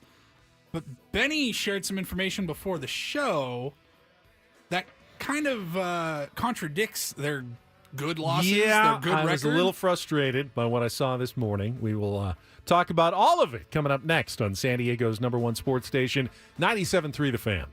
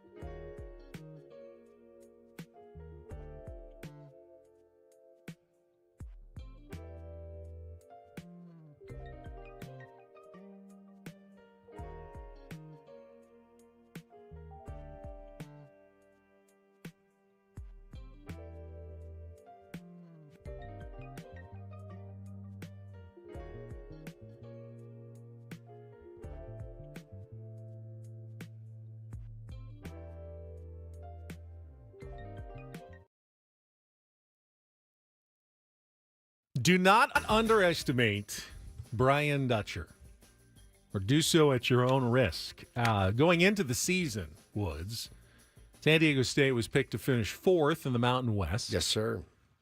And did not receive a single vote in the AP Top 25 poll. Didn't receive a single vote last week. That will change later this morning when the Aztecs very well could be ranked in the top 25 following their performance at the Players Era Festival in Las Vegas last week. We will talk a little college hoops and the Aztecs' big upset win on Saturday right after a check of traffic here on 97.3 The Fan. From the 97.3 The Fan Traffic Center, here's Kelly Danick. Traffic is brought to you by Scratchers from the California Lottery. Give the gift of play this holiday. Couple problems on the coastline, guys. Southbound 5 at Oceanside Boulevard. We have reports of a surfboard partially in lanes. Further south on the 5, just past Palomar Airport Road, some sort of debris in middle lanes. Also traveling on southbound 5 at the eastbound King Freeway connector ramp. A couple of buckets bouncing around in the right lanes. If you're looking for the perfect gift, give Scratchers from the California Lottery. With so many to choose from, you're sure to find the right gift for anyone on your list. Give the gift of Scratchers from the California Lottery. A little play could make your day. I'm Kelly Danick with Ben and Woods, San Diego's #1 sports station, 97.3 The Fan. So we actually had our man on the scene in Las Vegas last week, Paul Reindl, who attended the opening game of the Players Era Festival, San Diego State's win over Creighton on Tuesday. And the interesting thing, this was a kind of a tournament that was put together fairly last minute. You know, these met like Maui Invitational and these long-time Thanksgiving week tournaments that have been going on for years. They'll invite teams like 4 or 5 years out. Like, yeah, San Diego State's going back to Maui in 2026 or something. It's a recruiting tool. Yeah, they know, hey, this team goes to Maui. If you go here for 4 years, you're going to get a trip to Maui. You're going to play in front of all the TV cameras. This tournament didn't even exist last year, but they decided, let's do something different and put together a tournament in which the players are going to benefit with actual NIL money. $1 million for every team. Almost sounded too good to be true. Like, how could you possibly afford to pay all 8 teams $1 million plus another $1 million in essentially bonus prize money at the end of the tournament? Yeah, like a basketball fire fest. That's what you were worried about before it got started. So, and that was... I think I broke it down. Like, if you... 15 guys on a team, like, if they truly just hacked up $1 million, 15 ways, and I don't know how many players are actually on San Diego State's roster, but 15 players was like $67,000. So I thought heading into that tournament, I'm like, man, this is going to be fun. Like, you already hope to see everyone's best efforts in any game that you go to, but you're telling me for 3 games you got college a tournament, kid, $67,000, like, hell yeah, and then another $67,000 if that's the number, whatever. But knowing that you could get another $1 million as a team if you win, you're awesome. going to get everyone's extreme best efforts. So the whispers around college basketball was, will they really put together this money? Is any team going to actually see all this NIL money? And to be honest, I don't know that any team's actually received the money yet. Apparently it's in escrow, and they're supposed to get it this week. So hopefully it comes through. For Brian Dutcher, and he said, I probably shouldn't say this, I would have come anyway for free just for the competition. Yeah, because they landed top 10 teams in Houston and Alabama, a team like Creighton and Oregon. Really good competition that was going to test San Diego State's young team early in the season. Not only did they get tested, though, they also put together a pair of signature wins that are going to look really good on the NCAA tournament resume come March, with the win on Tuesday over Creighton, a well-played loss to Oregon, the team that ended up winning the entire tournament by beating Alabama in the championship game on Wednesday. And then the real surprise, the overtime come-from-behind win over 6th-ranked Houston on Saturday. Houston has been one of the best programs in college basketball the last 3 or 4 years under Kelvin Sampson. They come back from 11 points down in the second half on Saturday to force overtime and then pull out the 73-70 win. Just what a terrific performance by a team that really wasn't supposed to come together until later in this season. To do this now, very impressive for Brian Dutcher's team. No, it's different guys, too. It's different guys Totally that do it. Jared Coleman-Jones, 16 points. 13 from Faro. Miles Bird with one of the most clutch shots you'll see. Again, I keep saying it all year. They are an absolute blast to watch and root for. You do get, like Paulie mentioned, I think what Brian Dutcher said speaks volumes, and I think his players feel the same way. I think they would have gone for free too, right? They want the competition. And, we're sitting in here looking at the losses that they have. 2 good losses, right? There's no way they're not the 25th best team in the country. No chance, right? I think at this point, with the quality of wins, they've earned it based on their quality of wins, the quality of their 2 losses. There's a lot of teams that have 0 or 1 loss at this point because it's early in the season. I saw some of the writers who have ballots, and a lot of them had San Diego State on there, like 21, 23. So if they're not in there, they're going to be very close to the top 25 later this morning. Miles Bird was named All-Festival, was one of the All-Festival selections at the end of the tournament. He continues, other than the game in which he had the bad ankle and cramps and he didn't score against Gonzaga, he's been really like a star style player for San Diego State early in the season. Your eyes go to him, when he's on the floor. They gravitate towards him. The move he made in overtime against that was him, right? The layup. Yeah. Oh, to ice the game. Under all the way around, under the basket. Such a great NBA type move, really, to get to the basket there in a critical situation in a 1-point game where you absolutely need a hoop right there. Just really impressive. But it is, you kind of mentioned it, it's the depth of this San Diego State team. Jared Coleman-Jones hitting 3 big 3-pointers and that other off-balance 2 with his foot on the line that banked in, trying to draw a foul. They got him as a transfer from Middle Tennessee State because he hit like over 40% of his 3-pointers last year. That's a real weapon, a guy who can both rebound, go out and shoot. We talked about Magoon Gwath, who leads the nation in blocked shots. And you can still see how much growth he 100%. He still has in his game, the offensive game that is already better than a lot of those shot blockers will ever get to, but he's got room to improve. And Farrell Compton as a freshman also, he started showing off what he is capable of in that last game against Houston. This is a really good team. You never know where it's going to shake out, certainly, but you look at how they're playing right now, and you go, yeah, nobody wants to play that team. Nobody wants to play that team. You imagine that team being a low seed in the tournament. I mean, nobody wants them. Like, they are too talented. They play too hard. They are a real, real delight to watch. Mixed news this morning, though, when it comes to the NCAA rankings, and not the AP Top 25, but the first edition of the net rankings, which the committee does use to discuss teams when it comes time to seed them and who gets into the NCAA tournament, came out this morning. And the good news for San Diego State, not surprising, their net strength of schedule out of all 300-plus Division I college basketball teams, one early in the season. The toughest schedule in America. And they've done it with only 2 losses so far. I have always respected Brian Dutcher, his non-conference schedule. So many teams, powerhouse teams, are afraid of San Diego State. Yeah, no doubt. Because they know San Diego State could catch them. They could get you. And that could be a bad loss on your resume that you don't want. Yep. It's tough for Brian Dutcher and his team to find good competition in the non-conference, and yet he finds a way to do it every year. I mean, the 2 losses, Oregon and Gonzaga, 2 extremely Number strong 3 teams. in the net is Gonzaga. Number 15 in the net is Oregon. They beat Houston, which is 20 in the net. They beat Creighton, top 100. They haven't been quite as good, but very strong strength of schedule. And with that, knowing that, I expected the Aztecs could be, top 10, maybe even top 5 in the first net ranking. So I was stunned when they came in at number 60 in the net rankings. I have no idea why they would be. Yeah, make that make sense to me. Why they would be so low. There's 2 lost teams ahead of them, like University of San Francisco. Arkansas is a 2-loss team ahead of them. Texas A&M, St. John's. How could that be? 3-loss UConn is well ahead of them. Dayton at 2 losses ahead of them. Boise State in their own conference with 2 losses is ahead of them. Louisville with 2 losses. West Virginia, 3-loss North Carolina is well ahead of them. 3-loss Houston they beat them and are well ahead of San Diego State.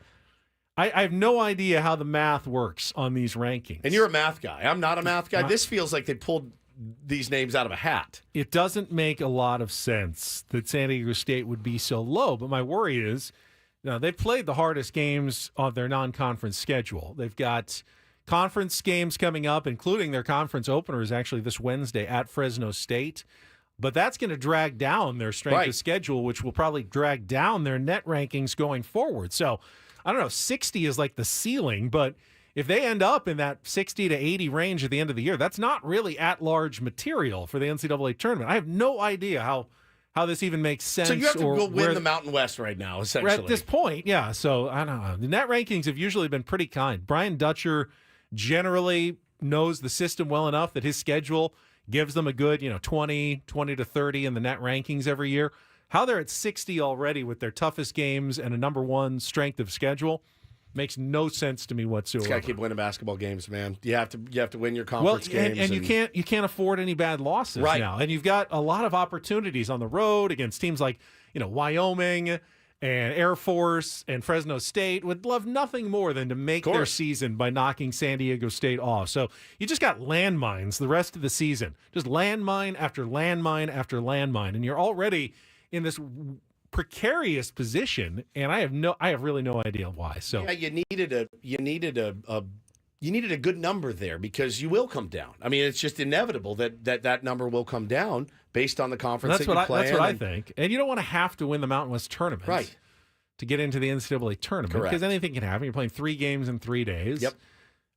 To me, that doesn't make a lot of sense. I still. Great work by Brian Dutcher and his squad, what they've done so far this season. They'll get Reese Waters back, hopefully at some point in the next week or 2, which should give them maybe their best scoring option as well. Already a team that looks like it's got more offensive depth and more offensive options than previous editions of San Diego State, and they still play that San Diego State defense as well. They do, man. And again, they're a blast. They're a blast to watch. Good kids, good dudes to root for. Max effort every single play, man. It is just special to watch. So the idea with this Players Era Festival now, they're expected to expand to 18 teams next year and have like 3-team pods where you play the other 2 and then they reseed and do another game later in the week with more money. I mean, their idea is they want to dominate the scene when it comes to these preseason tournaments. Basically be the best one where the best teams will all come, get their NIL money. You have like almost like the pre-NCAA tournament early in the season. You know when they used to do the preseason NIT, and that used to be like, oh, big early season tournament. This is they're attempting to take that over. And San Diego State is locked in, I believe, for next year and even the year after if they want to keep playing in this. So that's good news. Who's funding this? So, it was a group of investors that put it together. They figured first year we're probably going to take a little bit of a loss by putting together $9 million in NIL, but they got an immediate, TV contract with TNT, had good broadcasts, good broadcasters that were covering the game. I don't know how the crowds jumping were. up to 16 teams next year. Yeah. 18, I think. 18. Yeah, I don't know how the crowds were. It looked a little sparse, but the game I was at was good. It was fun. Not bad. Probably, I'd say 70-30 Aztecs to Creighton. Right. But was it full or was it kind of? It was probably 50-60%. They're hoping that in the future, after people have seen this tournament and great quality basketball, had 3 overtime games, really good matchups. I think that same night that I went to the game, it was 11 a.m. in Vegas. That same night was Kansas versus Duke at T-Mobile Arena. So and they'll want to sold steal out. those teams in the future, so they're all playing, and they're going to have 3 different arenas, and they want people to be like Paul. They want them to come on Thanksgiving week, spend their little vacation time to come watch college basketball and go to these tournaments, fill up the arenas, get a really good TV contract, and that will then pay for all the NIL money, which will get the better teams to keep coming back every year. Because if you've got the option to have that money, what coach is going to say no? You really have to say yes, because it's for your players and your NIL foundation. Yeah, it's huge. So huge for San Diego State to get in on the ground floor of this tournament. San Diego being so close. It's a 43-minute flight from Vegas. Or a 6-hour drive in your new Sprinter van. I don't know about that. But for Brian Dutcher, knowing that they played on Wednesday, they lost to Oregon. They didn't play again until Saturday. They were able to hop on a flight, come home, have Thanksgiving at home, and then bounce back over to Vegas on Friday afternoon. All right, we'll come back. 2 hours down, 2 hours to go. Have you guys heard of Temu? Yeah, I've heard of it. I remember the Anaheim Duck Temu Solani, but I don't think that's what you're talking about. Temu. Your boy got Temu'd last night. real good. It's bad. Next on The Fan.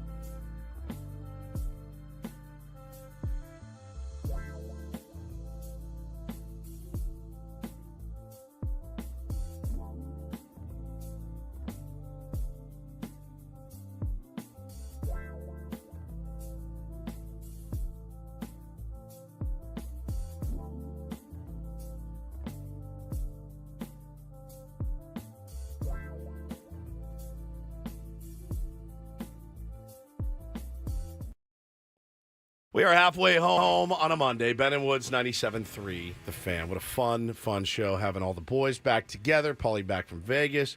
Ben back just in general. I'm Woodsy. That's Paul. That's Ben. You guys know that I've been known to make some foolhardy purchases online. Correct. Yes? Impulsive. Yeah. Sometimes ambient-fueled. Correct. Sometimes just downright bizarre. Correct. List some of your purchases for any new listeners. If you're a new listener to the program, I woke up one day, walked out to the front porch, and had all these packages. I go, what the hell's this? They were all addressed to me, and there was a picnic basket, full set, that had been delivered to my home with my name on it. Yogi Bear. Yep, full picnic basket. Full picnic basket set. A case of Peter Luger's steak sauce, ordered directly from Peter Luger's in Brooklyn, New York. A case. 12 bottles of it. I got a Joe Frazier hoodie. That's the one that kills me. Got a Pink Floyd hoodie. Never worn it. But I got that. It's bright pink. Looks like Pepto-Bismol. I actually just got rid of it over the weekend. I did some clean out. And I got rid of the Joe Frazier as well, as much as it pained me to do so. It happens all the time. So last night I got maybe worse than I've ever got, but I was so committed that I had to finish the job. So have you guys ever heard of Temu? Heard of it, haven't used it. Temu. Temu. Ben, any? I had not heard of it until this morning. Okay. I really had heard the name, and I'd seen it used as an insult. Like, oh, look at him in his Temu gear, right? And so what I was able to glean from that was that it's maybe a little bit subpar clothing. That's all I got. I've seen ads for furniture and stuff, end tables, coffee table, and you're just like that. I can just look at it and I can tell it's a piece of crap. Well, strap in for this one, gentlemen. Strap in. Temu, according to Google, an online marketplace operated by the Chinese e-commerce company PDD Holdings. Okay. It offers heavily discounted consumer goods, mostly shipped to consumers directly from China. Okay. Knockoff items. Who knows? Sweatshop produced gear. I think of it like a DH Gate. Yes. Wait till you hear that. I can get a waterproof electric scooter for $13. Saw it last night, Paulie. Almost got it. So here's what happened to me. We are doing our Ben and Woods annual Christmas and holiday extravaganza on the 20th of this month. We are 18 days away. And I needed a pair of shoes to complete my costume. We all dress up every year. So I go ensemble. on. Yeah, the ensemble. So I put in what I need. It pops up immediately on Amazon. Oh, great. Go to Amazon. Ooh, only one size remaining. It's size 14. I can't suffer through a whole show in size 14. They Clown look like shoes. Yeah, they look like skis on me. So I go, all right, never mind. Oh, there's some on eBay. So I go to eBay. Oh, no, size 14. Same thing. I'm like, oh, God. Well, then I see them pop up on Temu. And I click on it. It's got my size. And I go, well, this is great. So I say, I would like these. Oh, but first, Mr. Woods, before you get these, spin this wheel. See what happens. So the wheel of Paul, do you have a wheel consequences? spinning sound? We do have a wheel spinner in there somewhere. So I'm on my phone and I go, well, what's this about? So I hit spin on there, and that's the topic wheel. We Here- haven't heard this in here a it while. goes. We haven't done the topic wheel in ages, by the way.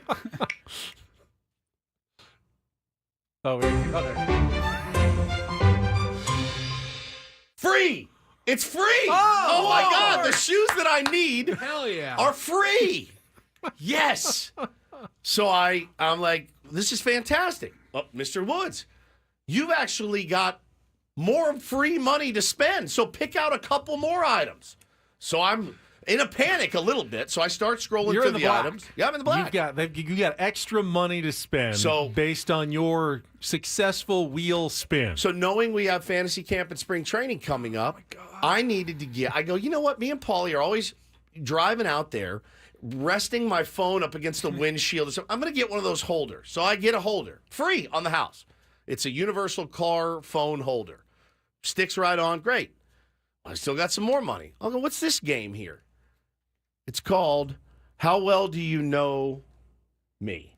And I thought maybe we can do a bit with that. I'm getting it for free anyway. Who cares? I'll just get this game. It's like a little game. How well do you know me? So I got that.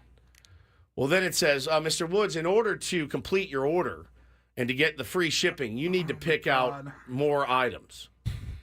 More items. I had to pay for these. I needed to get a certain amount, pay for a certain amount of items before I could get those 3 items for free. So here's the deal. I'm pot committed because I need the shoes. They got me. They've got their hooks into me. So I then get a wireless fast charger for $10.18. Then I get another game called WTF, did you say?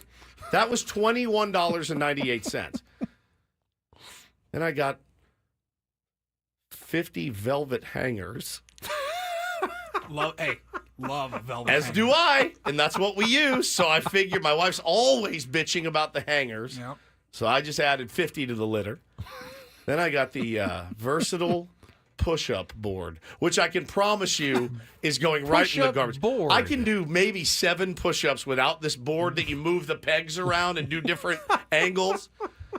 So I ended up spending $57.23, but I saved $195.84, right? So you think he's got to be done. Clearly he's done. He's getting his shoes. He's done. How much? $57 I spent. And I'm probably going to get to this. Is that before shipping? That's all in. That's all $57. Okay. All in. I was waiting for the Because shipping. I picked those other items to get my free shipping. So $57 I spent. So you think, oh, he's done. My shoes are coming. I got the push-up board coming. I got the holder. I got velvet hangers coming. I got a couple new games maybe for the show. $57, not too shabby. I would have paid $60 to get those shoes for the holiday show. Done. So again, wheel pops up. So I spin the Another wheel. Another wheel pops up. I spin the wheel again.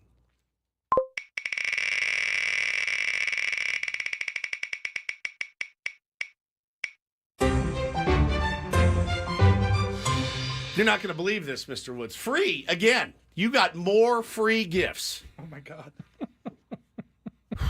Well, I can't believe my good luck. I've spun it twice and I've hit the jackpot twice. Crazy. Crazy. I can't believe it's that. crazy.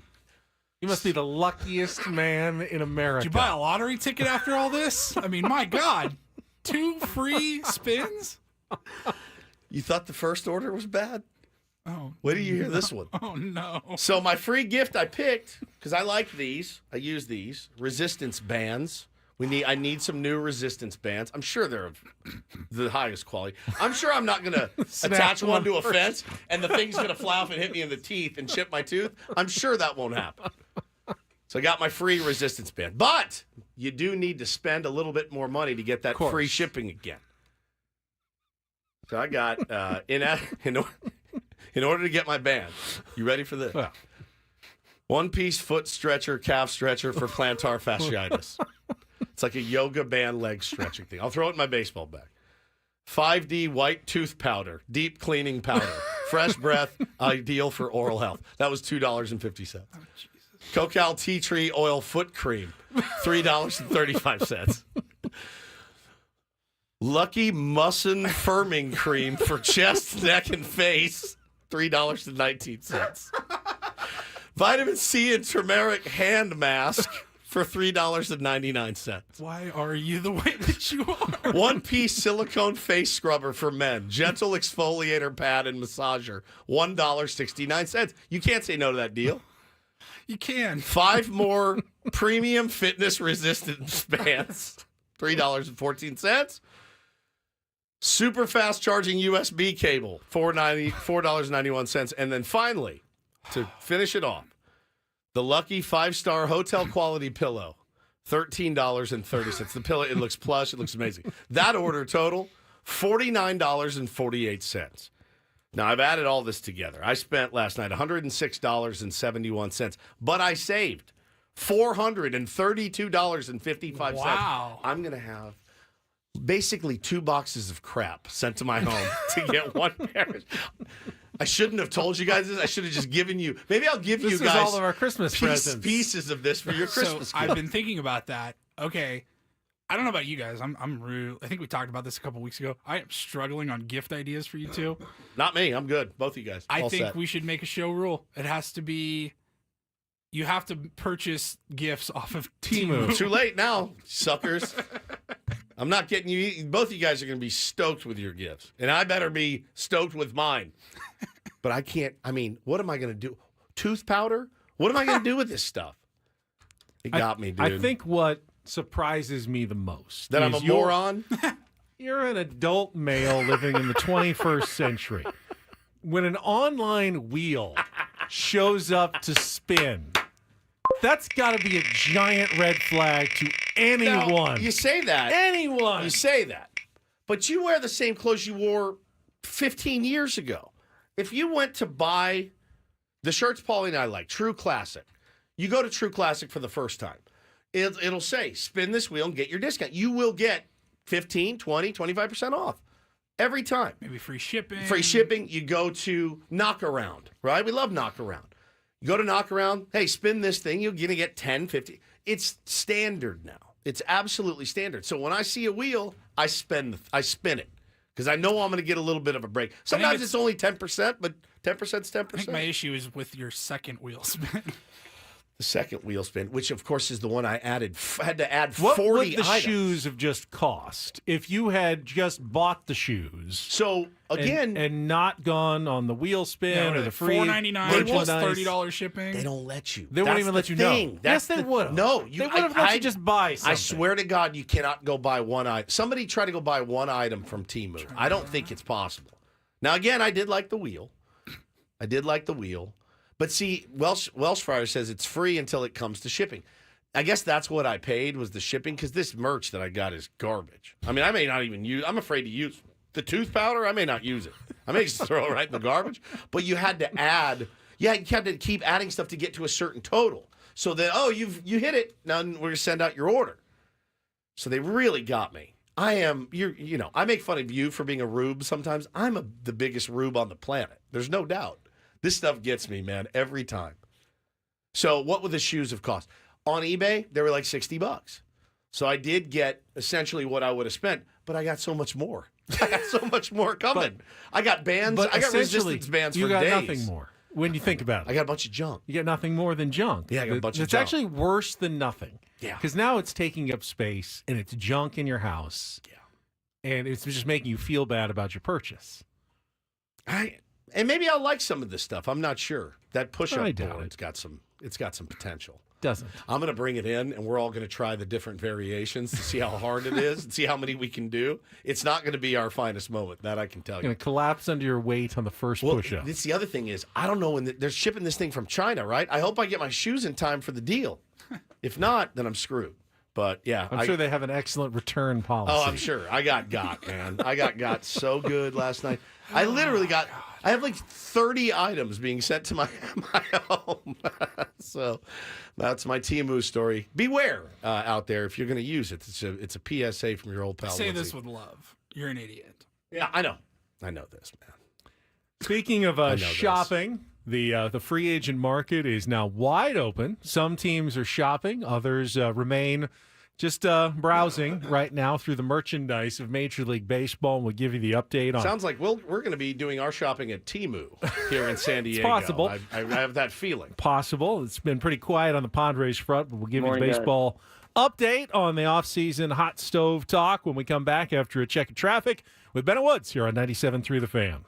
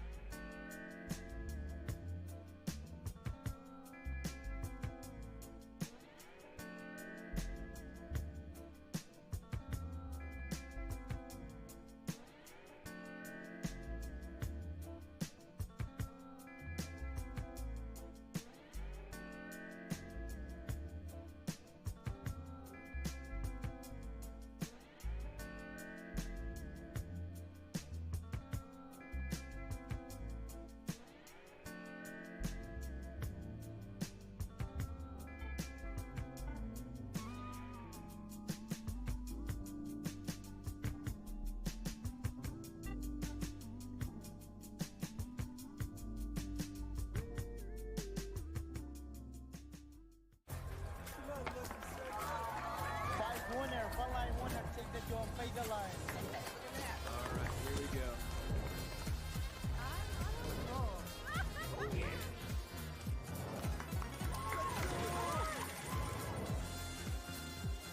Black 17 hot.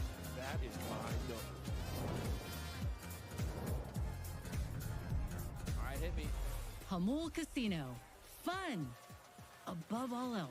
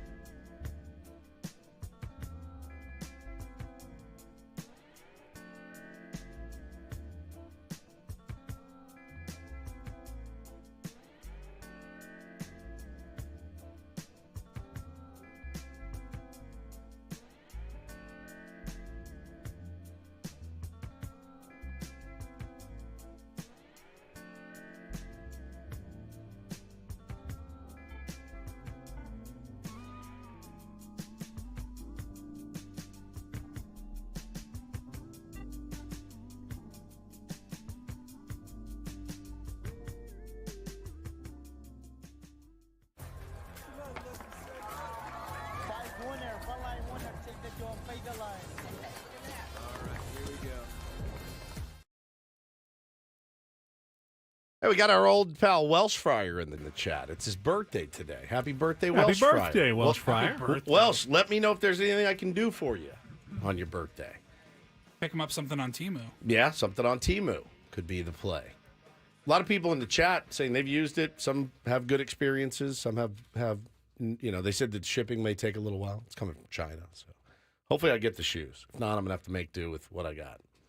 Just regular shoes. No, I mean, it's a certain, you'll know when you see it, Speaking of shopping, Padres did do a little shopping over the weekend. Temu.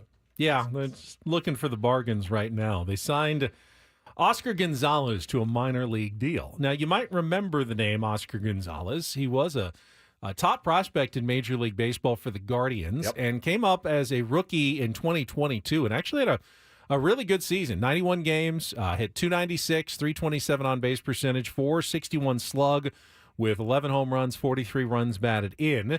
And the Guardians thought, well, they may have an outfielder of the future.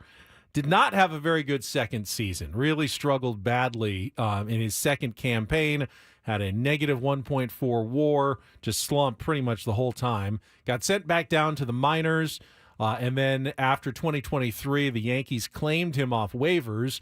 Did not come back to the big leagues with the Yankees in 2024, but had a pretty decent minor league season, playing around an orbital fracture, just 78 games. Oof. But in AAA, pretty good slash line of 294, 333, 469 with 8 homers and 43 runs batted in.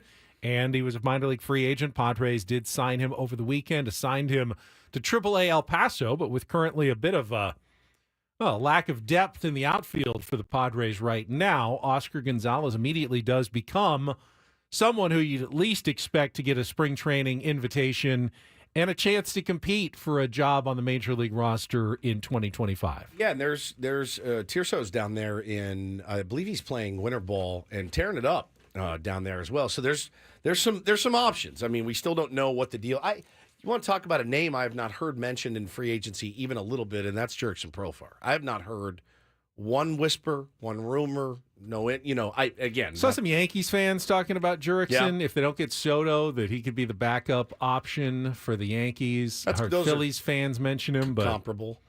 Yeah, I mean, I heard Philly, but I heard that 6 weeks ago. Yeah, that was a while ago. So I haven't heard much on that front. But Jurickson is in that category of guys who really can't do anything until Juan Soto signs. Yes, he can. He absolutely can. He does not. His market isn't going to look like. Well, what I'm not Soto. saying that Jurickson wouldn't. I'm saying that the teams that would be interested in Jurickson are right now focused on Juan Soto. And they're not going to sign Jurickson if they get Juan Soto. But we need Jurickson Profar. We're not getting Juan Soto. Right, you know what I mean? But don't you wait? If you wait until Juan Soto signs, then you've got a whole mess of teams who now need outfielders, and the bidding that's why I'm saying up. Sign Jurickson now if you're going to sign him. Oh, yeah, but why would Jurickson do that? Yeah, fair. Jurickson should wait until Juan Soto signs, and now there's a scramble to grab outfielders. His stock goes up. His stock goes bit. up when for the teams that don't get Juan Soto, he wants to be in that market. So I would imagine the advice there is definitely to wait until at least Juan Soto signs. You got to be nervous if you're Jurickson Profar waiting on anything in free agency after what's happened to him in his career. But yeah, it's got to make sense for both parties. But he will get a job. He had a really good season last year. There will be teams interested, and if truly the market is not that strong, he can always come back. The Padres will definitely be glad to take him on a more team-friendly deal. I mean, he's going to get a raise no matter what, but Padres need an outfielder. They would love to have Jurickson back. They're not willing to pay premium prices to lock him down before Juan Soto signs at this point. Well, and you're talking about premium prices, and that's exactly what guys are going for right now in the free agent market. We talked about it a little bit earlier in the show. Frankie Montas getting $17 a year for 2 years. We talked about Matthew Boyd getting $29 million for 2 years. He went to the Cubs, and of course Montas went to the Mets. And man, I mean that's steep. That's steep for both of those guys, in my opinion. And we mentioned the Tommy Edman extension with the Dodgers. So they really didn't even have to do, but they did. 5 years, $74 million, money deferred. But Tommy Edman fits the Dodgers mold really well of the, Chris Taylor type who can play the outfield, play the infield. Obviously had a huge postseason, was the NLCS MVP, and you can just picture him being that annoying thorn in your side. Whether you're the Padres or any other team in the NL West, Tommy Edman's just the kind of guy obviously, he's not one of the best players on your team, but he's going to hurt you a few times. Yeah. It's always going to sting a little bit more when it's Tommy Edman. He's going to go out and win an NLCS MVP. Right. You know what I mean? He's that kind of guy. He's a dude that can do a lot of different things. He can play a lot of different positions for you, and they love the flexibility there in LA. To their credit, they've done a pretty good job with guys that they're moving around. So, where do you expect him next year? They've already said Mookie's going to be playing in the infield. So I would think that you'll see him more out in center again, like he was a lot in the playoffs. Played really well. And I did see an article pop in over the weekend on MLB Trade Rumors talking about the potential budget crunch for the San Diego Padres and talking about kind of where they are, what they're going to do with Luis Arraez. And again, it's been really quiet, man. I would love to be able to come on and give you guys any whispers or anything I've heard. It's a vault down there at Petco Park right now. No cards have been shown. I think budget crunch is something that, writers will come up with whether that's true, I don't think they actually have a budget problem with the San Diego Padres. I think they have a luxury tax issue. And as I said last week, I think it was last week when Paulie was gone, the last thing you want to do is go over the luxury tax limit by $4 million and incur all the penalties without really doing anything to improve your roster. You either stay under it or you go over and you sign guys and you try to win. You fill your needs through free agency, and that's going to require you to go $20 to $30 million over the luxury tax limit. The what you don't want to do is just like miss it by $1 million or $2 million, start the penalty clock rolling, and have nothing really to show for it other than a team that wasn't good enough to win the World Series. Yeah, we made the case that this would be a good year to go ahead and sign who you need, worry about the consequences of the luxury tax next year or at the trade deadline or sometime in the future, and not be so obsessed with staying under that number here in December and January in the offseason. Get who you need to fill the roster. Yeah. Oscar Gonzalez can't be your number one third outfield option going into spring training. No, I mean it's it kind of happened this way last year too. It did. Jurickson, It did. Jurickson was a kind of a late addition, and it was like, oh, they signed Cal Mitchell. We felt about Jurickson last year the way I feel about Oscar Gonzalez now. Yeah, nice to have him, but you don't really want to rely on him as an everyday player. Yeah, well, we were wrong there. Worked out really well for the Padres to rely on Jurickson as an everyday player. No question about it. And we also didn't know what Jackson Merrill was going to be. Correct. There were a lot of unknowns. There's less unknowns this year, but they need to sign some players before this season starts. And I saw somebody say it yesterday, and I tended to agree. They said, this is like the first Padres team I've ever rooted for where I literally just want everybody back. Like, I just want everybody back. Everybody that was here last year, find a way to bring them back. Now, obviously, that's not going to be the case. You're going to lose out on a Tanner Scott. He's not going to be back. But for the most part, the theory of, let's retain what we have. Let's do what we have to do to keep those guys together and see. Yeah, I mean, it's going to be a little bit different. It's going to look a little bit different, man. You can't bring everybody back, but I kind of feel the same way. I do. I was like, man, there's nobody I really want to lose. And I understand they're going to have to make some tough decisions and try to probably trade for some talent. Because the free agent market right now is insane. Continuity has never been what A.J. Preller has been all about. Right. The roster turnover has been... It's been extreme. Intense during his tenure as general manager.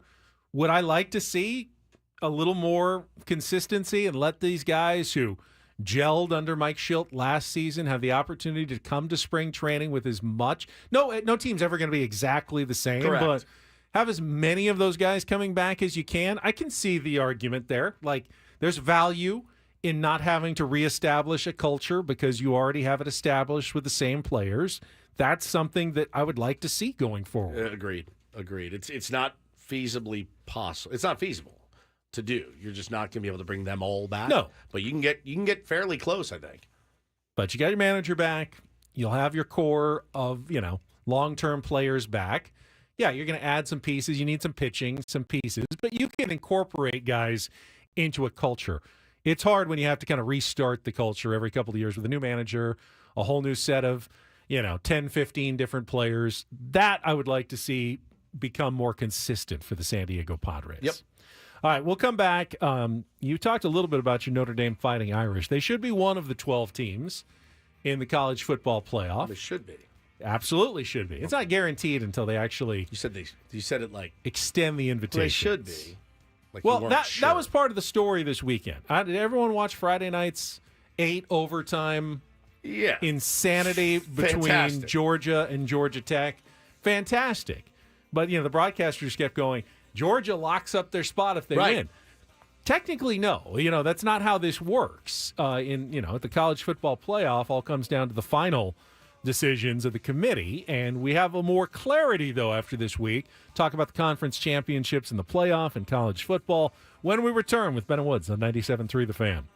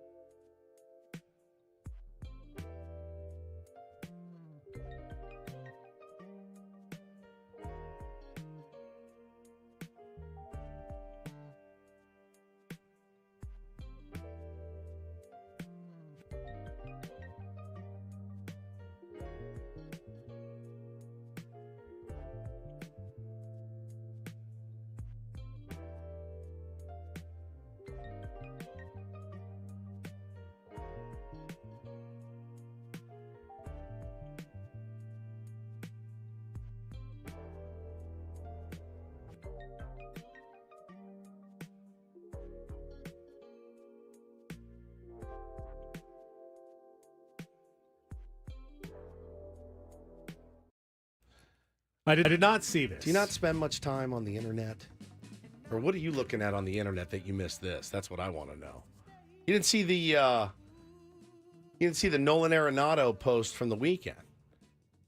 So he's Nolan Arenado, the St. Louis Cardinals third baseman. Yeah, St. Louis. Not a free agent. Not a free agent, but has expressed some interest publicly about his willingness to literally do whatever he can do to get out of playing in St. Louis. Trade me, please. I'm begging you. He wants out. He said, I'll even go play first base. We talked a little bit about that last week. We did.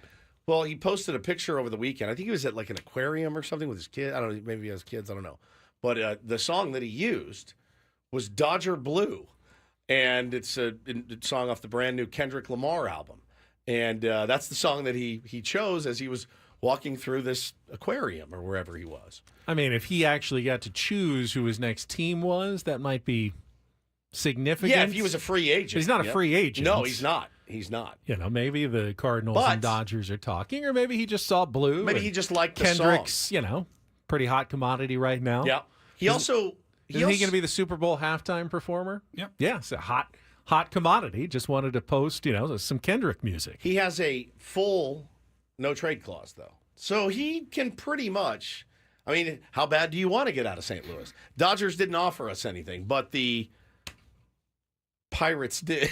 You know, not the Pirates. I mean, he can't give up any of his money or anything. Right. That's agreed to. So, you know, if he wants to leave, I mean, he can approve or not approve a trade somewhere. Yeah. And you know, I'm sure that, like most Major League Baseball players, Nolan Arenado would be fine going to the Los Angeles Dodgers. I'm Chance sure he to would. win, He's from there. But that doesn't make him unique in Major League Baseball. No. Maybe he's just manifesting. He wants to be a Dodger. Be interesting. I mean, 33 a year. I mean, look, that's a risk, that they can afford. Not a lot of teams can. They could get him from St. Louis for not a lot, you know, because he wants out. And he'd approve that trade in a heartbeat. Yeah, we'll eat the money, no problem. And if he doesn't pan out, it's, you know, no skin off their back. Kind of feels like that's probably going to happen.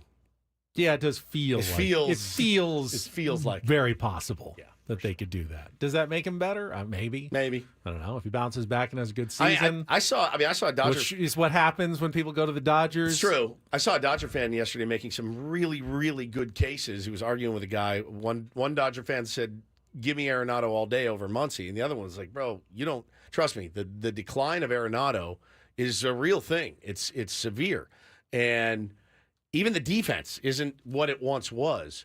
And this guy made a really spectacular case for Max Muncy over Nolan Arenado that had me going, yeah, I think I'd rather take Max Muncy. And I loathe Max Muncy, but I was looking at the data and went, oh, wow. It's weird what the eyes will tell you and what the reputation of a player will tell you as opposed to doing a deep dive on the numbers. So pretty interesting stuff. But, yeah, maybe he's just manifesting it to happen. Well, speaking of blue, the team that plays on the blue turf is one win away from likely a bye in the college football playoffs. We'll talk about the potential matchups and potential playoff seedings right after a check of traffic here on 97.3 The Fan. From the 97.3 The Fan Traffic Center, here's Kelly Danick. Traffic is sponsored by Scratchers from the California Lottery. Give the gift of play this holiday. Couple things to mention here, guys. Northbound side of the 805 Orange Avenue off-ramp. We're getting reports of a tire in lanes. Also, a collision on southbound 5 at the East 54 connector ramp. In the North County, eastbound 56 before Carmel Country Road, looks like a large roll of fabric in the left lane. If you're looking for the perfect gift, give Scratchers from the California Lottery. With so many to choose from, you're sure to find the right gift for anyone on your list. Give the gift of Scratchers from the California Lottery. A little play can make your day. I'm Kelly Danick with Ben & Woods, San Diego's #1 sports station, 97.3 The Fan. So until the playoff committee meets and discusses the teams, we don't really know for sure what their criteria and how it's going to go in that room, but just based on how it's supposed to work.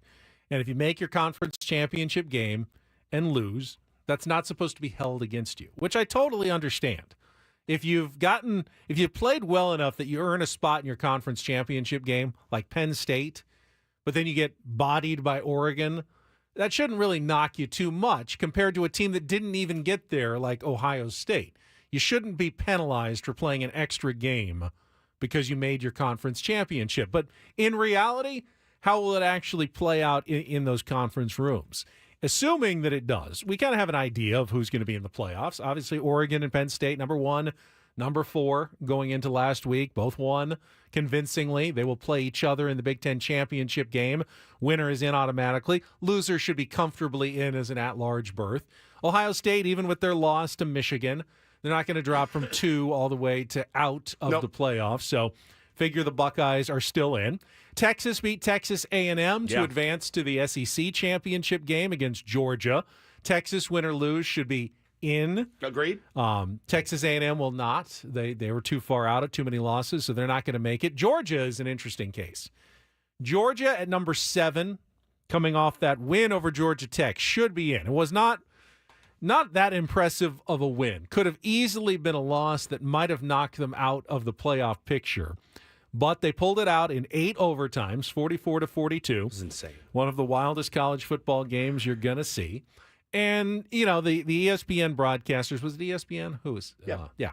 They probably were right that when they said a win guarantees them a spot in the college playoff. But, again, we don't know for sure that's the case. There are a couple of spots at the end that remain unknown. The winner of the Mountain West championship game between Boise State and UNLV likely claims a spot. If it's Boise, they'll probably get a bye, one of the top 4 conference champions. The winner of the Big 12 championship game, Arizona State taking on Iowa State. They will definitely be in, probably behind Boise State. They're hoping Boise State loses and maybe they can sneak out that bye instead of, UNLV if that's the case. But that last spot, Alabama is sitting there after number 13 after a win over Auburn in the Iron Bowl. South Carolina is sitting there. They beat Clemson 17-14. And Ole Miss is sitting there, and Lane Kiffin's making his case, thinking all 3 3-loss teams. All 3 3-loss teams, all coming off a win. None of them playing in their conference championship game, so they can't do anything to make their case or not make their case. But there's definitely one spot kind of sitting there. Miami is also in that mix as well after losing. Their loss was to Syracuse. Unreal. And the question is, who is going to kind of get that last spot in the college football playoff? And I don't know that there's really a great convincing argument that can't be countered. You can argue Alabama. You can argue Ole Miss. I think the South Carolina case isn't as good, but you can argue South Carolina. You can argue Miami.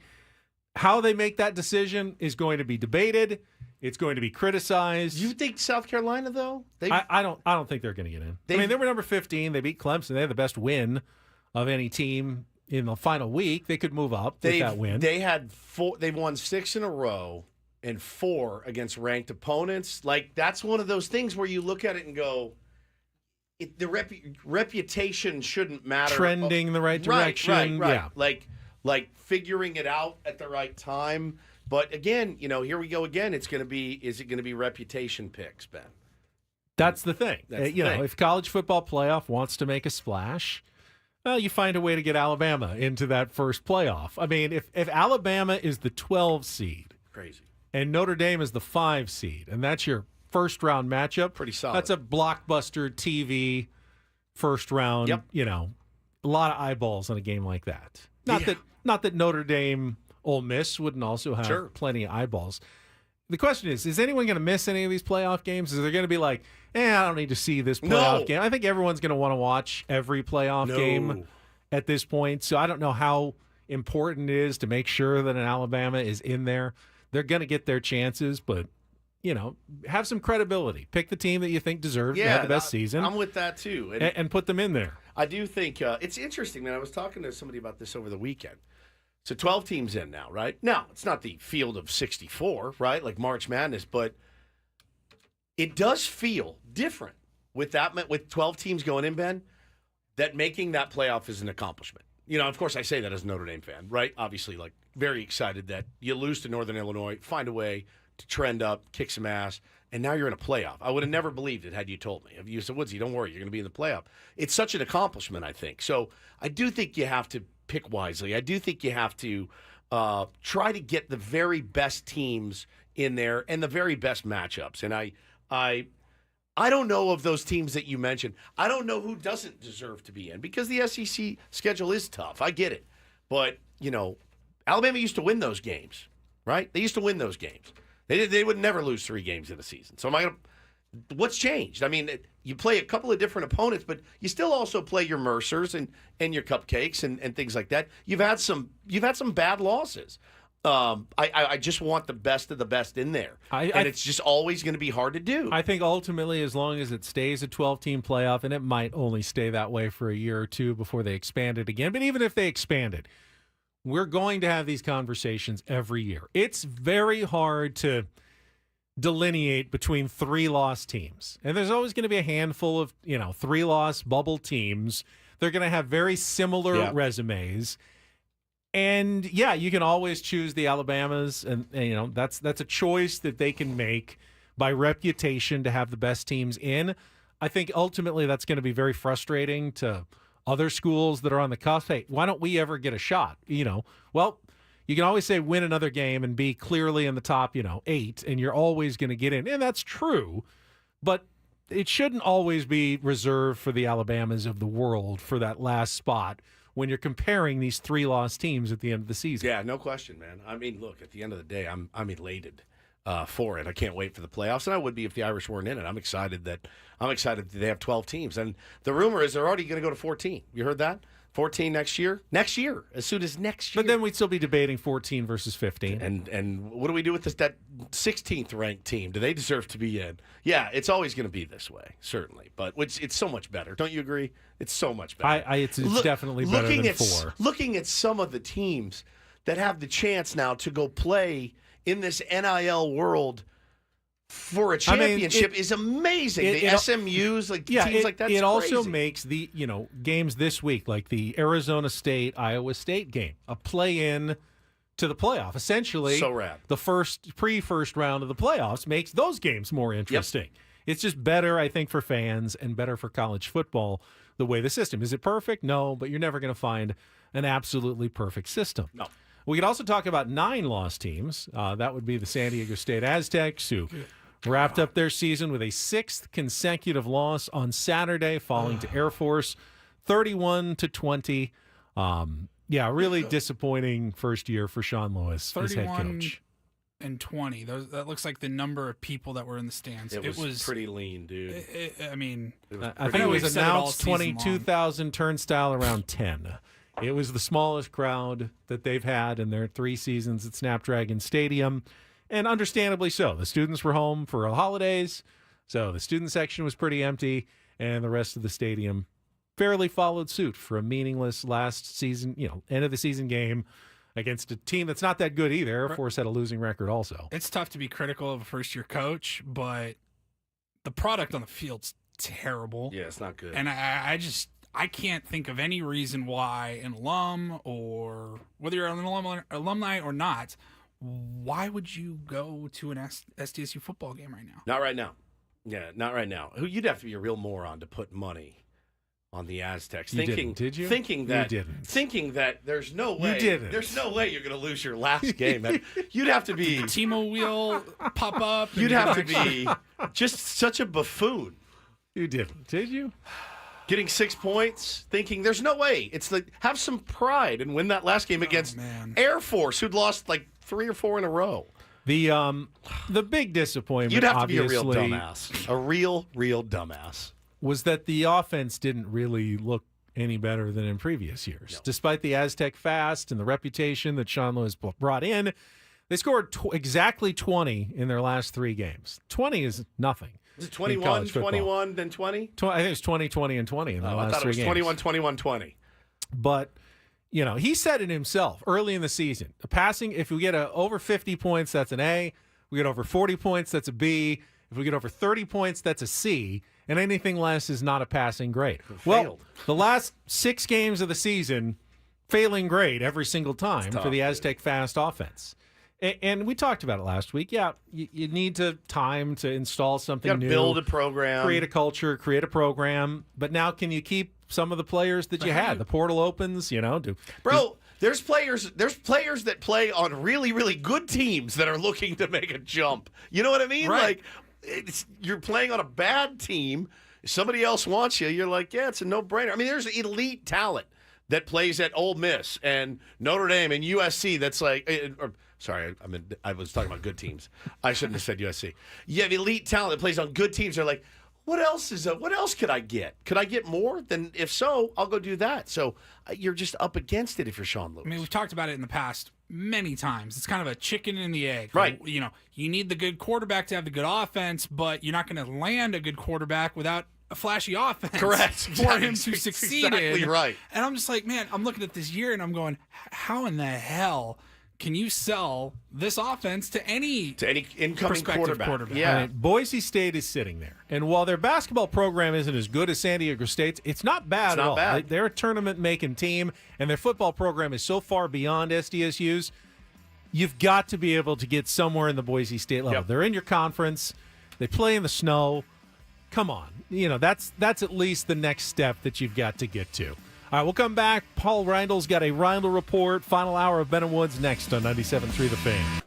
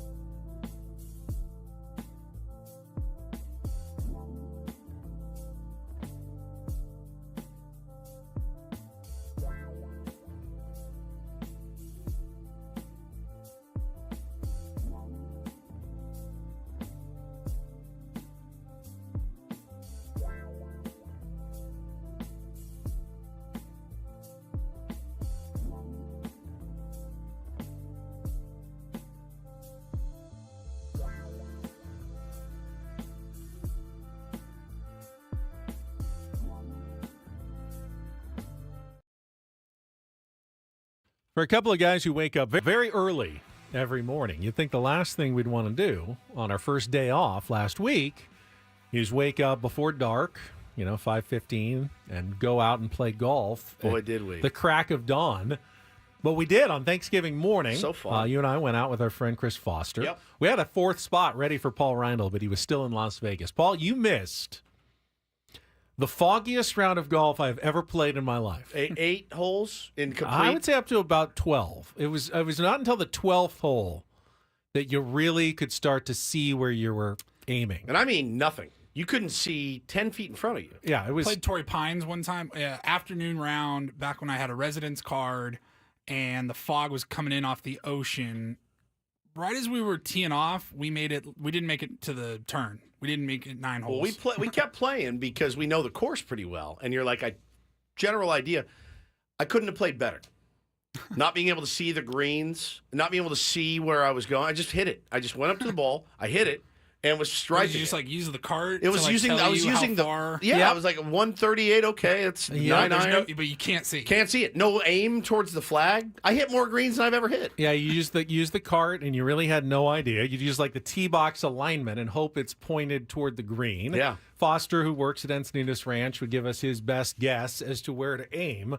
Aim right, dummy. The best came on the 6th hole, par 3. It was like 165 yards, and he says, aim maybe at the white tee marker right there.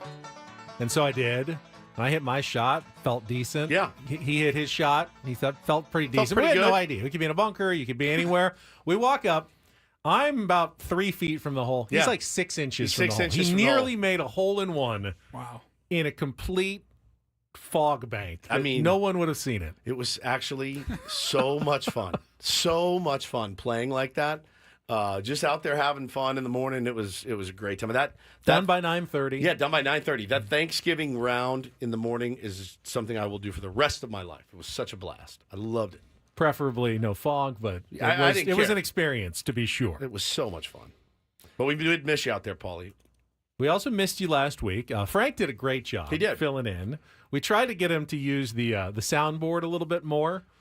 It was a bit like pulling teeth sometimes. I didn't understand what was his reluctance from. He was almost afraid of it. He was like he was going to terrified. bite him. Yeah, it's intimidating. Got a couple hundred different buttons. I know. You've got but I got said an just play intimidating one, setup. and he said no. Just play anything. Play anything. Just play anything. No, I don't want to. No. Dang it! That's it. That's all I needed. He said, no, I'm not doing that. We're not going anywhere. Yeah. So many great options. He was very gun shy. He wonders why he's single. He was wondering that on the program. You have to be bold, Franklin. Okay, you've lost some of the weight. Go be bold out there. Paulie's very bold. And get things started here with our today's edition of the Reindl Report. Now tuned into the greatest. Welcome to the Reindl Report with Paul Reindl. Hi, Paul. All right. 2 stories from the world of sports that we haven't gotten to yet. We'll start off in Major League Baseball. And 1 story that you didn't know you needed. Are you laughing, biatch? It's the Reindl Report Hey, Paul, how you doing? Okay, how are you? on 97.3 The Fan. Are you ready to bless the mood? I need some help, please. That was good. Can I get a yeah? Oh, yeah. All right. All right. All right. Gentlemen, we will start off in Major League Baseball. Saw the headline over the weekend. Really no surprise here, but a tip of the cap goes to Brandon Crawford, hanging him up, officially retiring after 14 seasons in the big leagues, 13 of which with the Giants. Totally forgot he was even in the Cardinals organization. Yeah, it didn't go. It was. He only had like 70 at-bats. I think 28 games is what I saw. It obviously did not go well there for him, but look, man, 4-time Gold Glove, 3-time All-Star. He's got 3 rings to his resume. I know we're supposed to hate Brandon Crawford. I never could. It was hard. Never could. Never Is could that a hate Brandon I was Crawford. going to say, is that a compliment or an insult? Compliment. When he's compliment. a player who's on one of your bigger rivals for many years, but you don't hate him. It's tough. It's hard, man. It's really, because it's really also hard. a compliment when you hate a guy. Oh man, I hate that guy. He always comes through against my team. Can't stand him. Well, like if I'm a there's- player, that's kind of a compliment to me that Yeah, that the I- opposing fan bases hate me. So does that mean it's an insult if the opposing fan bases are like, yeah, I kind of Brandon Crawford's okay in my book. No, because I mean, there's different reasons you root for and against guys, right? You might root for a guy, like you root against him because isn't it fun to like hate the guys that never come through on the other team? That would be nice. It'd be great. Didn't always do it to us, but like, I don't know. There's just watching him play shortstop. I mean, speaking of Giants, the guys like Tim Lincecum threw 2 no-hitters against the Padres? Still love him. You're supposed to hate him. I love him. him Dude. either. You can't. You can't. And And hate especially Buster Posey. Yeah. See, I didn't like Buster. You didn't like Buster? Mm-mm. He always rubbed me the wrong Now, way. Mad Bum, easy to hate. hate. Easy to hate him. But Crawford, I showed Bo this video of Brandon Crawford when he was in the minors, and it's him doing all his flashy little, through the legs, and his little 6-year-old mind was blown. And we ran into Flan, and he goes, "Oh yeah, I used to hit him those fungos." He goes, "I wouldn't let him do all of his little knickknacks until after he did his regular practice." He goes, "But I'd rip those fungos at him. Next thing you know, he's going between his legs, behind his back." Outstanding baseball player, man. An outstanding shortstop. And good for him, walking away. Probably a year too late, but still, Yeah, it's always tough. It's tough, but he was a G, straight up. He'll be one of those guys in a few years. You'll see his name pop up on the Hall of Fame ballot. 100%. And I don't know. But Probably won't get in, but definitely deserves a nod. damn good Great player, man. He wrote on Instagram, he said, "During this time of the year, I'm constantly being reminded of the things in my life that I'm most thankful for. Baseball is one of them. Baseball has been a part of my life for as long as I can remember, and for the rest of my life, I will be thankful for the opportunities and experiences it has given me." Great. Seemingly a really great dude, too. Yeah. All right, we'll move on to the NFL. I think we maybe glossed over it earlier in the show, talking about some of the Week 13 action. Very scary moment yesterday in the Jags-Texans game when Trevor Lawrence was sliding, running for a first down, slid, and got absolutely leveled by linebacker Azeez Al-Shaair for the Texans. Dirty hit. He was ejected. It was really a bizarre video if you saw it. I mean, Lawrence gets hit and immediately goes into, it's called like the fencing position where you clench a fist, and it didn't look good. He just was laying there. It was forearmed. Ugh. And everybody, the two teams start fighting all around him. He is laying there motionless, and guys are, you see offensive linemen will come and throw guys around after a dirty hit, and it was just, Lawrence got up. He was carted off, but not on the flat cart with like the neck brace. He did ride off in like a golf cart. So that was at least a good sign. He did post that he is feeling better. He's back home now. But Al-Shaair, he posted on social media a message. He did apologize for the hit. He said he didn't see Lawrence sliding until it was too late, and it happened in the blink of an eye. And then he said to Trevor, "I genuinely apologize to you for what ended up happening. Before the game we spoke, I told you how great it was to see you back on the field, and I wished you well. I would never want to see any player hurt because of a hit that I put on them, especially one that was ruled late or unnecessary." It's a tough dilemma. You know what? I'm going to say for defensive players in the NFL. They have the rules in place where, hey, guys start sliding. That's where you spot the ball. So there's no reason not to pull up when you see them sliding. Every once in a while, and I've seen Josh Allen do it, they look like they might slide. And then at the last second, they decide, you know what? I can get 4 extra yards by not sliding. And then the Mahomes has done it a bunch. And then the defensive guy's like, dude, I was not going to hit you because I don't want to hurt you. And then you take advantage of it by grabbing a few extra yards. Look, it's hard to slow down a freight train, right? It is. But in this case, I think it was the braced forearm to the throat, neck area that did it. Again, it wasn't the side of the head or anything. It was if his hands are up. The concussion was hitting his head on the ground, not because he hit him in the head, but it was still a late and uncalled for hit. Yeah, and I'm glad he apologized. I don't want to say come to the defense of the defensive players all the time, but man, can you imagine as fast as they're moving to have the body control that we expect? Because we're watching it in super slow motion. You're like, come on, that's a dirty hit. And I'm like, man, he's already committed to the move. It is so hard in the blink of an eye. I understand, and I actually sympathize with a lot of the players. I don't know if there were dirty intentions there or not, but I don't know what the solution is. I don't either. I don't think his intentions were dirty, but I think the ejection was warranted. Oh, and big time. Yeah. Not playing safe enough football. Yeah. It's too dangerous of football that he was playing. You know, you see it all the time. They led with the crown of the helmet. You're not supposed to do that, but it's like, God, they're moving so fast. You got guys running across the field trying to make a play. Well, you know what always happens too? I saw it over the weekend. You know, the offensive player, whether it be a running back or quarterback, right? They're running, and then what do? They lower the crown of their helmet, and you're the defender, and you're coming into them, and you're like, you lowered your head, I'm lowering mine, and the next thing you know, you have a car crash, and it's really hard to do in like, we're not fast guys. It would be hard for us to slow down. If I was running full steam at you and you slid, it'd be hard for me to avoid you. And I'm slow as hell, and you're even slower than I am. So it still would be hard, but it's tough. He'll get suspended though. I mean, he'll fined, suspended, all that. It was pretty gnarly. I'm glad Trevor's okay though. Yeah, absolutely. All right, and then finally, my last story. You guys, everybody in here seen Varsity Blues, right? Yes. What are your thoughts on that movie? Enjoyable. It's a movie that's more enjoyable than maybe the quality of the movie. Yeah, one of those good bad movies. Yes, like exactly. Roadhouse. Yeah, it's good bad. It's a bad movie, but I agree. Mox. It's not a good movie. No, it's not a It was great actually film. It was on TV like in the last 2 weeks, and I started watching it, and I go, I haven't seen this movie in years. Right. And I go, are they like trying to be campy, funny, and comically bad? It's not No Country for Old Men. You know what I mean? Don't expect it to be. The accents were terrible. Oh, they're horrible. And honestly, I was a little bit younger when that movie came out. Your life. I think I saw Not Another Teen Movie first, and then Varsity Blues, and they spoofed it the entire time. Yeah. And then you watch the original movie, you're like, well, they nailed it. Yeah, crushed it. Anyways, I digress. Sad news for the actor James Vanderbeek. He announced that he has been diagnosed with colorectal cancer. And he is asking for help, and I wanted to put this out there in case there's any Varsity Blues fans out there.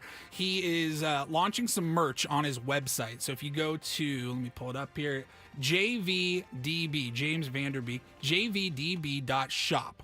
He has autographed and non-autographed Varsity Blues jerseys that he's selling. You can get for $80. You can get an autographed James Vanderbeek, Mox, Varsity Blues football jersey, and he is using that money to go towards his treatment. That breaks my heart cancer. that he has to do that. It really He's had a decent sucked. acting career. Has Dawson's Creek? Dawson's Creek was yeah. pretty big. Jeez, dude. I mean, he's worked in several movies. I got to imagine colorectal cancer treatment is probably pretty pricey. He said, selling memorabilia from Varsity Blues in That's order sad. to cover the financial burden of cancer for families, including my own. Okay. So he will be, I'm sure, donating a ton of money Okay. as well. But he's hoping to raise some money there. So you can get the Mox jersey signed, or $40 you can get it not signed. This is, and I think that's a good cause. Sure. There's a survey in 2022 that was done from the American Cancer Society Cancer Action Network. 51% of cancer patients and survivors reported going into medical debt as a result of the cost of their cancer care. So that breaks my heart. I mean, like, $80. I'll buy a jersey. I don't want it, but like, I would buy it to help that guy out. That makes me really sad. It's a bummer. Younger than we are. Yeah, man, 47. 47 years old. He's got kids, the whole bit. Oh, man. He did say recently he was interviewed by People magazine, and he said, there's reason for optimism, and I'm feeling good. So, hopefully he stays in those high spirits, and hopefully he can help not just his case and the financial burden on him and his family, but hopefully help some others as well. What's the website again? JVDB.shop. All right, I'm going to check it out. Yeah, it says here on Wikipedia his dad was a minor league baseball pitcher. Nice. That's what he took. That's what I get from that. Yeah. Dying from cancer. Oh, look at that. His dad pitched in the minors. You got a San Diego connection there? Is there a San Diego connection? I don't think so. You can get the jersey autographed for $80. Yeah, 40 for not. Okay. Guess what you guys are getting for Christmas? Bo and Taylor are like, what is this? That's from a fake character, Jonathan Moxon. Varsity Blues, kids. Enjoy it. Wear it well. Wear it with pride. Paul, it's good to have you back. Good Thank to you be for back. the Rindle Report. We've got those tickets to give away. Just heard the ad for the comedy performance from Shane Gillis have an opportunity to win those coming up. Don't go away. More Ben and Woods after traffic here on 97.3 The Fan.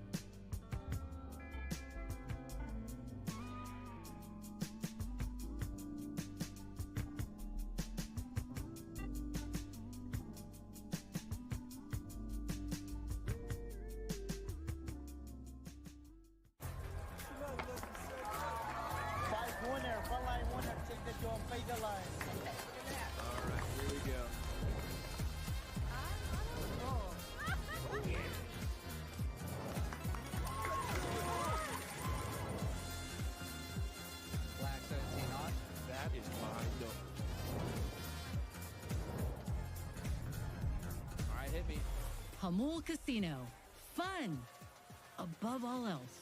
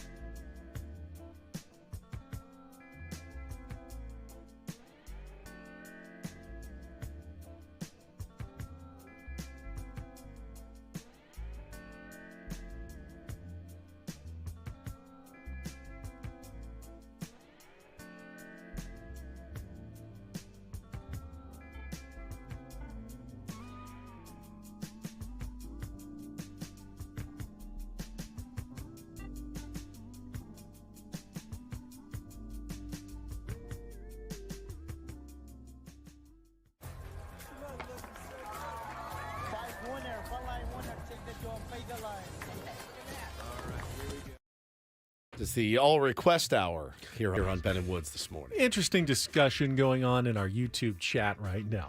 I will start by asking you a question, Woods. What was the El Paso Chihuahuas record this season? The correct answer is you have no real idea, correct? No. But you know about some of their players, right? Sure. Because they, would feed the San Diego Padres. Guys would get promoted. And in our chat right now, Drew was wondering why we don't talk more about the San Diego Gulls. He said Gulls games are fantastic. You're absolutely right. They're fun. Drew, Gulls games are a lot of fun. They get a lot of people there. Sometimes selling out Pechanga Arena, 10,000 plus. The Gulls are a terrific organization and a lot of fun. But when it comes to talk, radio, sports talk, general, what's going on in town, it's very tough to talk about a minor league team. That's why we don't really talk about how the El Paso Chihuahuas. No one talks more Padres baseball than we do. You'd think, well, we must know a ton about what the El Paso Chihuahuas are doing. No, because the purpose of the El Paso Chihuahuas is not to win games.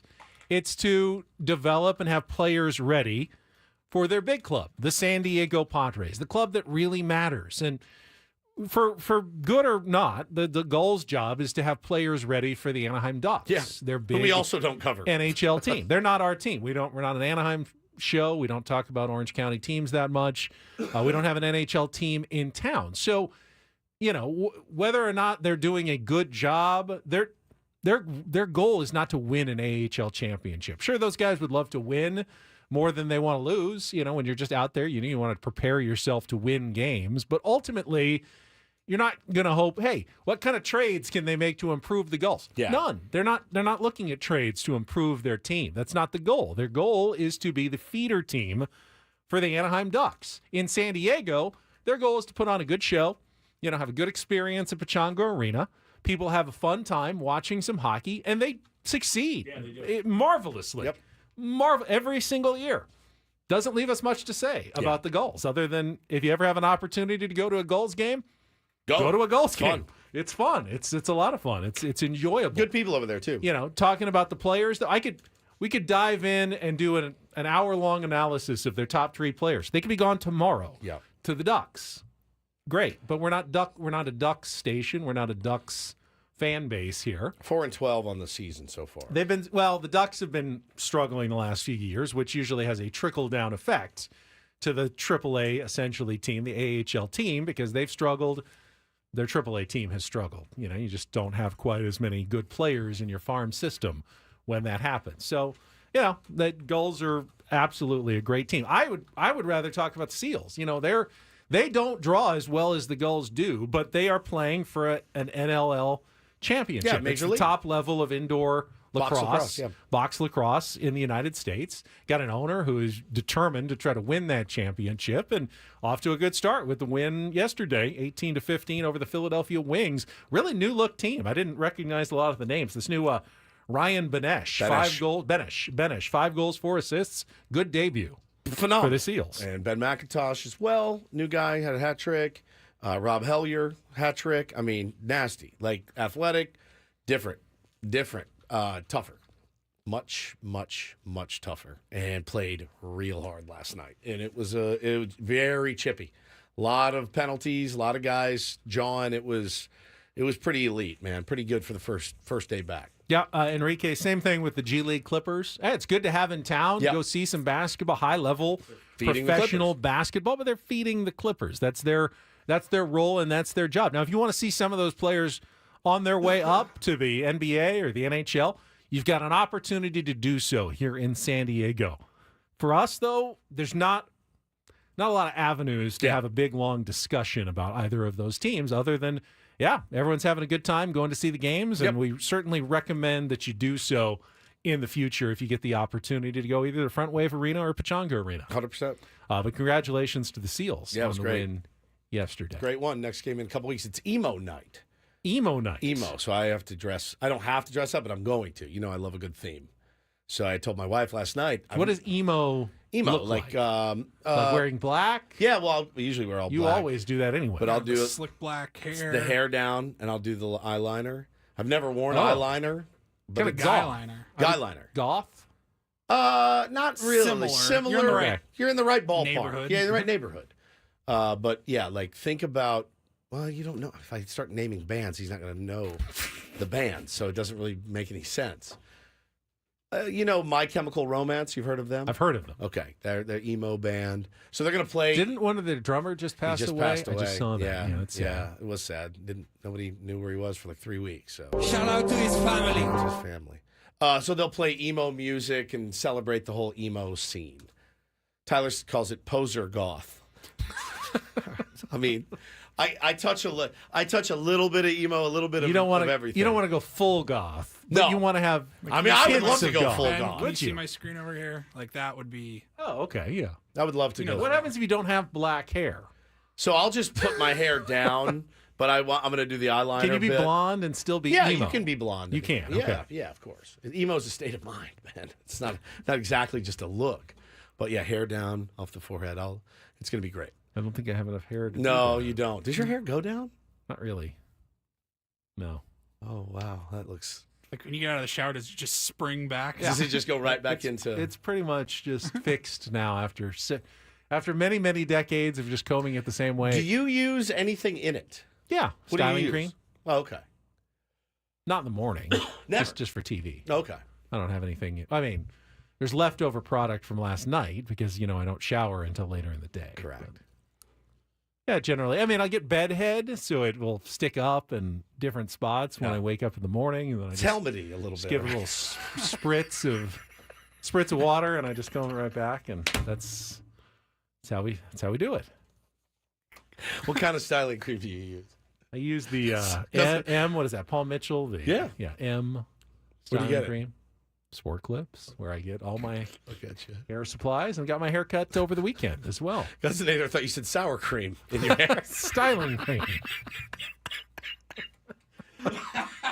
Yeah, I ran out of my Paul Mitchell, so I just got a dollop of Now we got mayonnaise, man. Do a dollop of Daisy in my hair. sour cream in my hair. I'm gonna die. All right, go to break. Before we do that, we got some tickets to give away. It is an opportunity to win 2 tickets to see comedian Shane Gillis at Pechanga Arena.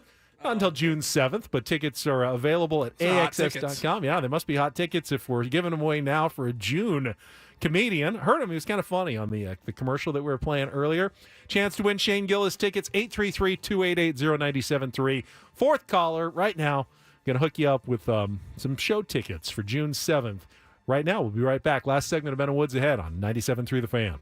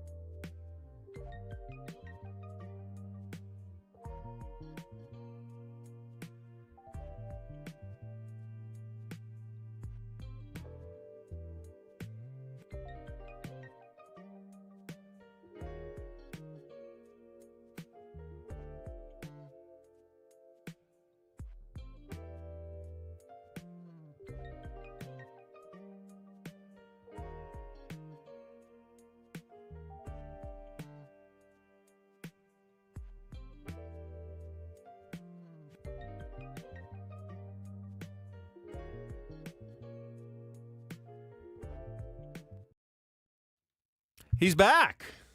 Story that was in the original edition of the Rindle Report, but I guess hit the cutting room floor. The return of Andrew Luck as the general manager of the Stanford football program. That's a new position. That I didn't know they had those. You're seeing a lot of GMs in college sports now. They're there to manage all the NIL offers. And hadn't heard about it until Woj became the general manager of St. Bonaventure. Oh, yeah. His school. But now a lot of schools are hiring GMs to kind of manage their programs. But it's not really the return of Andrew Luck that interests me. Captain The Andrew return Luck. of Captain Andrew Luck, who hadn't, I think, tweeted like once in the last year plus. But with the return, his famous Twitter account, Captain Andrew Luck, with the picture of Andrew Luck with his Civil War era sideburns. Dearest mother, the battleground has called for my glorious return. I'm thrilled to say I shall heed that call. I have re-enlisted. While my sidearm is permanently holstered, I shall help train other young men to be great soldiers. Please send care packages of squirrel oil and skunk cakes to our base camp at Stanford. I love you, Andrew. It doesn't tickle me as much as it tickles you. It does. It does not. It does. Some people are, some people aren't. Yeah. But Andrew Luck returns I to can't Stanford tell if, University. I can't tell if that means I have a more sophisticated sense of humor or you do. I can't. It's subjective. Humor is truly subjective. Humor really is. It really is. Like, I like fart jokes. You don't. Not really. Farts always get me. They Every do. single time. Every time. It's just not. Yeah, you could have fooled me, buddy. I like good timing. Yeah, I love good timing. Timing is always important. We had already gotten some feedback. Paulie was just telling us Yes. on our YouTube feed. Yeah, I posted the 6:30 segment where we broke down the Dodgers hype video for Blake Snell. If you guys missed it, you're listening. It's 3 hours ago. We talked about it. If you missed it over the weekend, I clicked on the Los Angeles Dodgers official X account and to listen to their hype video for Blake Snell, the announcement of signing Snellzilla to the Los Angeles Dodgers. You know, dagger in all Padres fans' hearts for sure. Love Blake, but not anymore. And we Blake hear did this. say yesterday that what he's looking for in free agency is a team that can help him continue to be the best version of himself and a team that is set up to win for years to come. So that's Ben Higgins of Ben and Woods, Padres flagship radio station. Yep, went up to the studio up there by Chavez Ravine, sat down, did a nice session with You, the Dodgers, Joe Davis, and Dodgers John team, and Smoltz. they gave me the script and told me what to say. But don't say that because somebody will believe you. I know. Because these gullible, there's, it's. I can't tell if I should be happy or sad. But Paulie posted our discussion, which, by the way, was the most lighthearted, fun. Like, it's such a funny thing that happened. Humor is lost on Dodger fans these days, and it should be. They should be happy. Wouldn't you be rolling around in whatever makes you happy since you just won a World Series? They cannot let themselves be happy. They cannot do it. And I don't understand the psychology of the Dodger fan. Yeah, I truly don't get it. I posted the 15-minute segment as a standalone video on our YouTube channel. What did you title it? And I titled it "The Dodgers Used Ben's Voice?" ? Question mark. And it's a picture of Him and Dave Roberts, of course. Of course. But the comments, and this, it's just, we've mentioned it before. The Dodgers fans, they're like funding our entire show. They are, with and all of their interaction. They're helping us grow this YouTube channel that we've built up over the last couple of years. And we've got 2 comments already, just in the last few minutes. First one says, "Must be slow in San Diego." Not wrong. No, I mean, it is slow. It's slow. It's slow. But we would have done that either way. Yeah, something like that happened. Bro, we could have had if something like that happens. That's prime time material. They used Ben's voice. It's one of the funniest things that's ever happened. And then the next comment says, "If it's truly your voice, send a cease and desist letter. Y'all cry over anything." At what point were we crying about it? I thought it was the funniest thing I've ever heard, and I want to know the psychology behind it. Was it a troll? I'm not actually mad about them doing it. I just think it's amusing that they couldn't find anyone else talking about I think it's hilarious. their player and their team. But You say that. Is it possible that they did it on purpose? Is it possible? It's possible. Is it feasible? Yes, it's feasible. Well, they at least made the choice. Whoever created that video They in know their who you social are. media department, I don't think that they went completely ignorant of who it was that they used. But obviously, they put Jesse's voice in there as well. Yes. They had to know who Jesse was. So, they were looking for the quotes that they wanted to use, and they really didn't care whose voices they came from, as long as it fit the narrative they wanted to create for Blake Snell. My quote, as we finally determined, was from well over a year ago when we were talking about free agent Padre Blake Snell and trying to figure out where he was going to go, ultimately with the San Francisco Giants. Correct. Not the L.A. Dodgers. So it's not even really applicable to this situation at all. Not even a little bit. Yeah, it's fine. It's, they Frankensteined up a little mashup, fit their narrative. Now, am I upset about it? Not really. Am I going to send a cease and desist? I'm not. I'm not hurt. I'm not crybaby about such things. You're not a litigious Now, person. if I found out that one social media video made the Dodgers $50,000, I'd say, okay, well then, send me a little bit of that money. Wait, would you really do that? If they've made that much money and used my Wait a voice, they should. They should. Is But it? they should also send Jesse some. Is it their responsibility to do that? Did they breach any legal? If they commercialize it, if it's just used as their own, their own video, seemed like it's fairly harmless to promote Blake Snell. I don't think there's any malicious intent to steal my proprietary. I was a little surprised that it didn't even say like in the corner, like via Odyssey Sports, via 97.3 The Fan, via Ben and Wood, like any of that. Yeah. Now, I don't know how it works. It all works. If Maybe my break it down. retirement strategy had been, I had been holding on to that clip from 2023, and I was going to sell that in a few years For and millions use that, of dollars. use that money to retire on, and now I can't, then I'd probably be upset. In reality, I didn't remember even saying it. I was never going to make any money off that clip. So ultimately, the damage to me personally is fairly minimal. Just it's just reputational damage in being associated with that organization. Correct. But like you said, Ben, you do a great job. They did find that off of our YouTube channel. It was from another standalone video on Indeed. our YouTube channel from over a year ago now. Yeah. Any lawyers in the And chat? Yeah. You go to our homepage on YouTube. It says San Diego Morning Show, Talking Padres. Like, they knew exactly where that came from. Now, when we use Elite troll job. when we use Oral Hershiser saying Cancel the parade. cancel the parade, That's why I you mean, play is the it kind games. of the same thing? You Maybe. know, a little tit for tat. Is it fair? Whoa, whoa, whoa. Settle down. Well, we made a new open. Paulie made a new open that I really enjoyed that I think maybe we'll start using to open our pro. We have different openings every day. Right. But I wouldn't mind throwing this into the beginning of every Ben and Woods show. Want to tease it for after traffic? No, here? I'd just You like wanna to do play that? it. All Yeah. right. It's time for Ben and Wood. There you go. Done. Every day. It's not bad. I'm down. As Ben just said, tit for tat. Okay? I didn't say it like that. Oh. Tit. You said Tit it like that. for tat. For tat. Yeah, 100%. It's not a trade. It's time for Ben and Woods.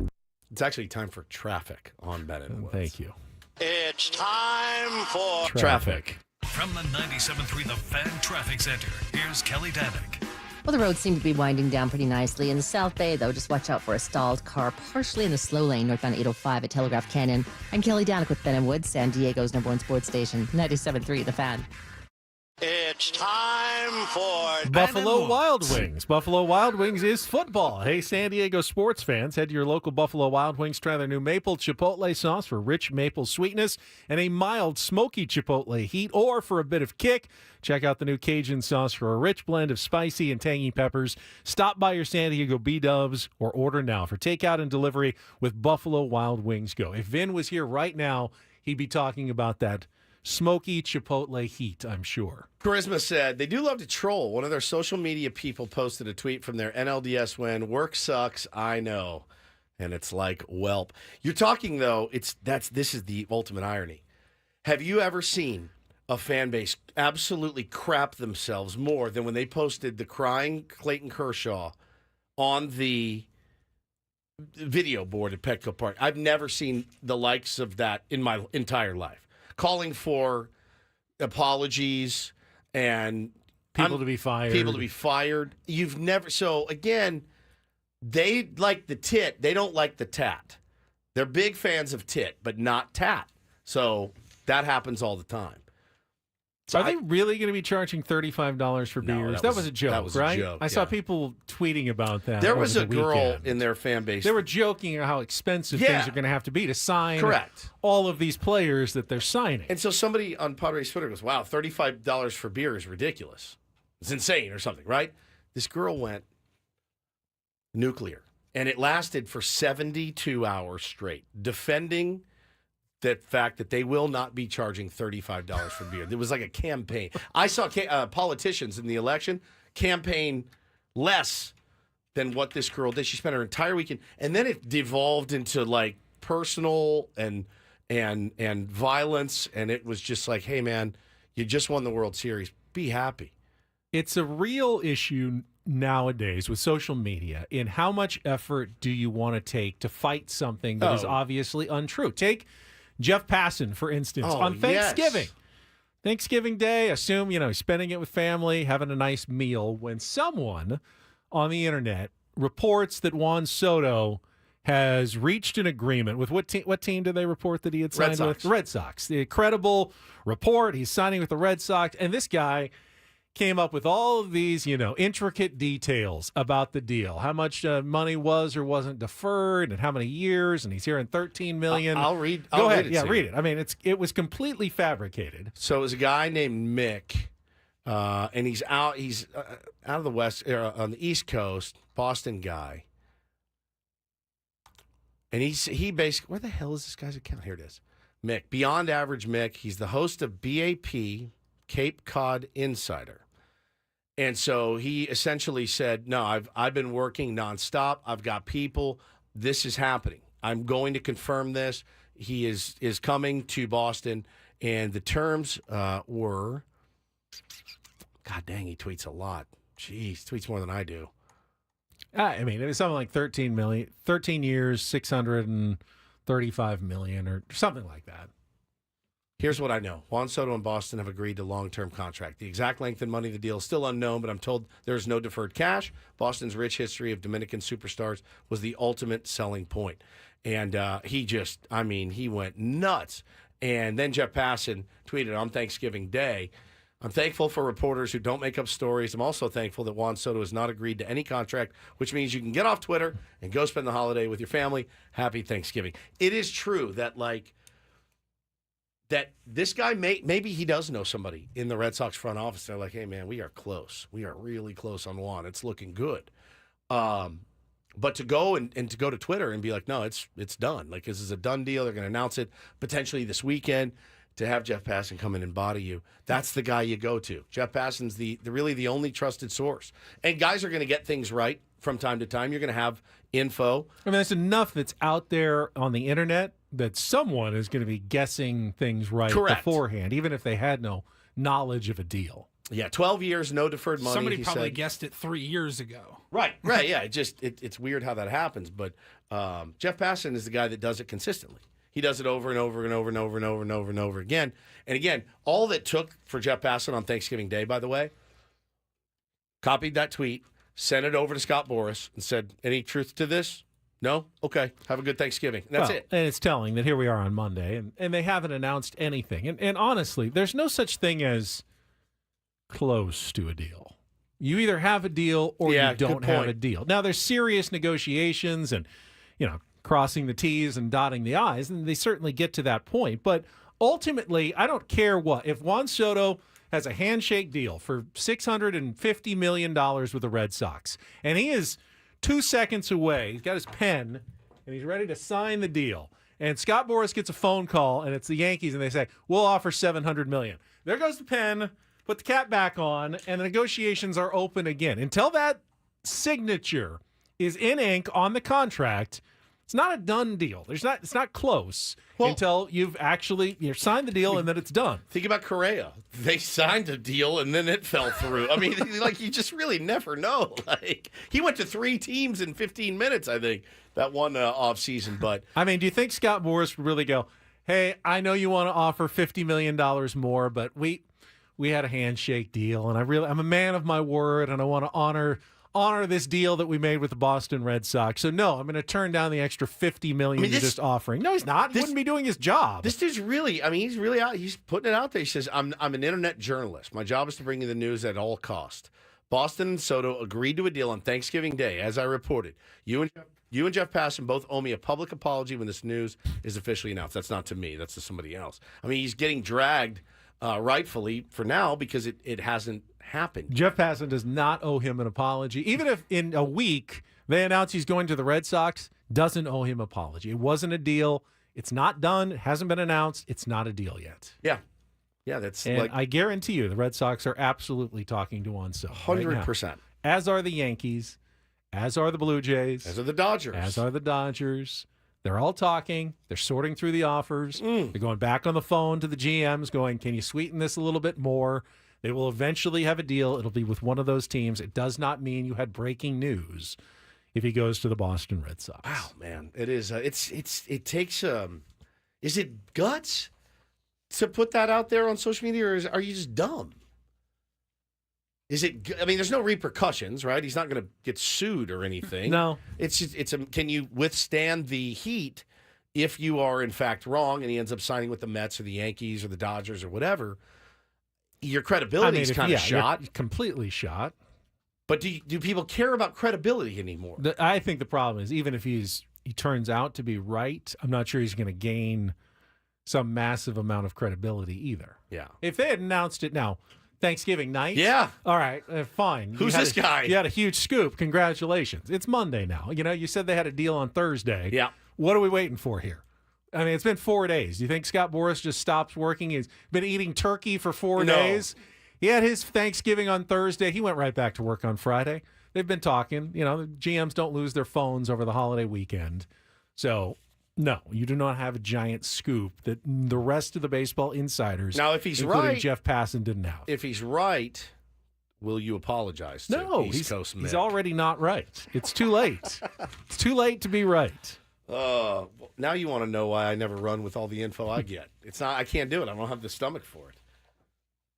And you know how worried about my credibility I am. There are ways to phrase it. You say, hey, heard from a source in the organization that they're really, really hot and heavy on talks right now. Don't know if it's a done deal, but they're definitely.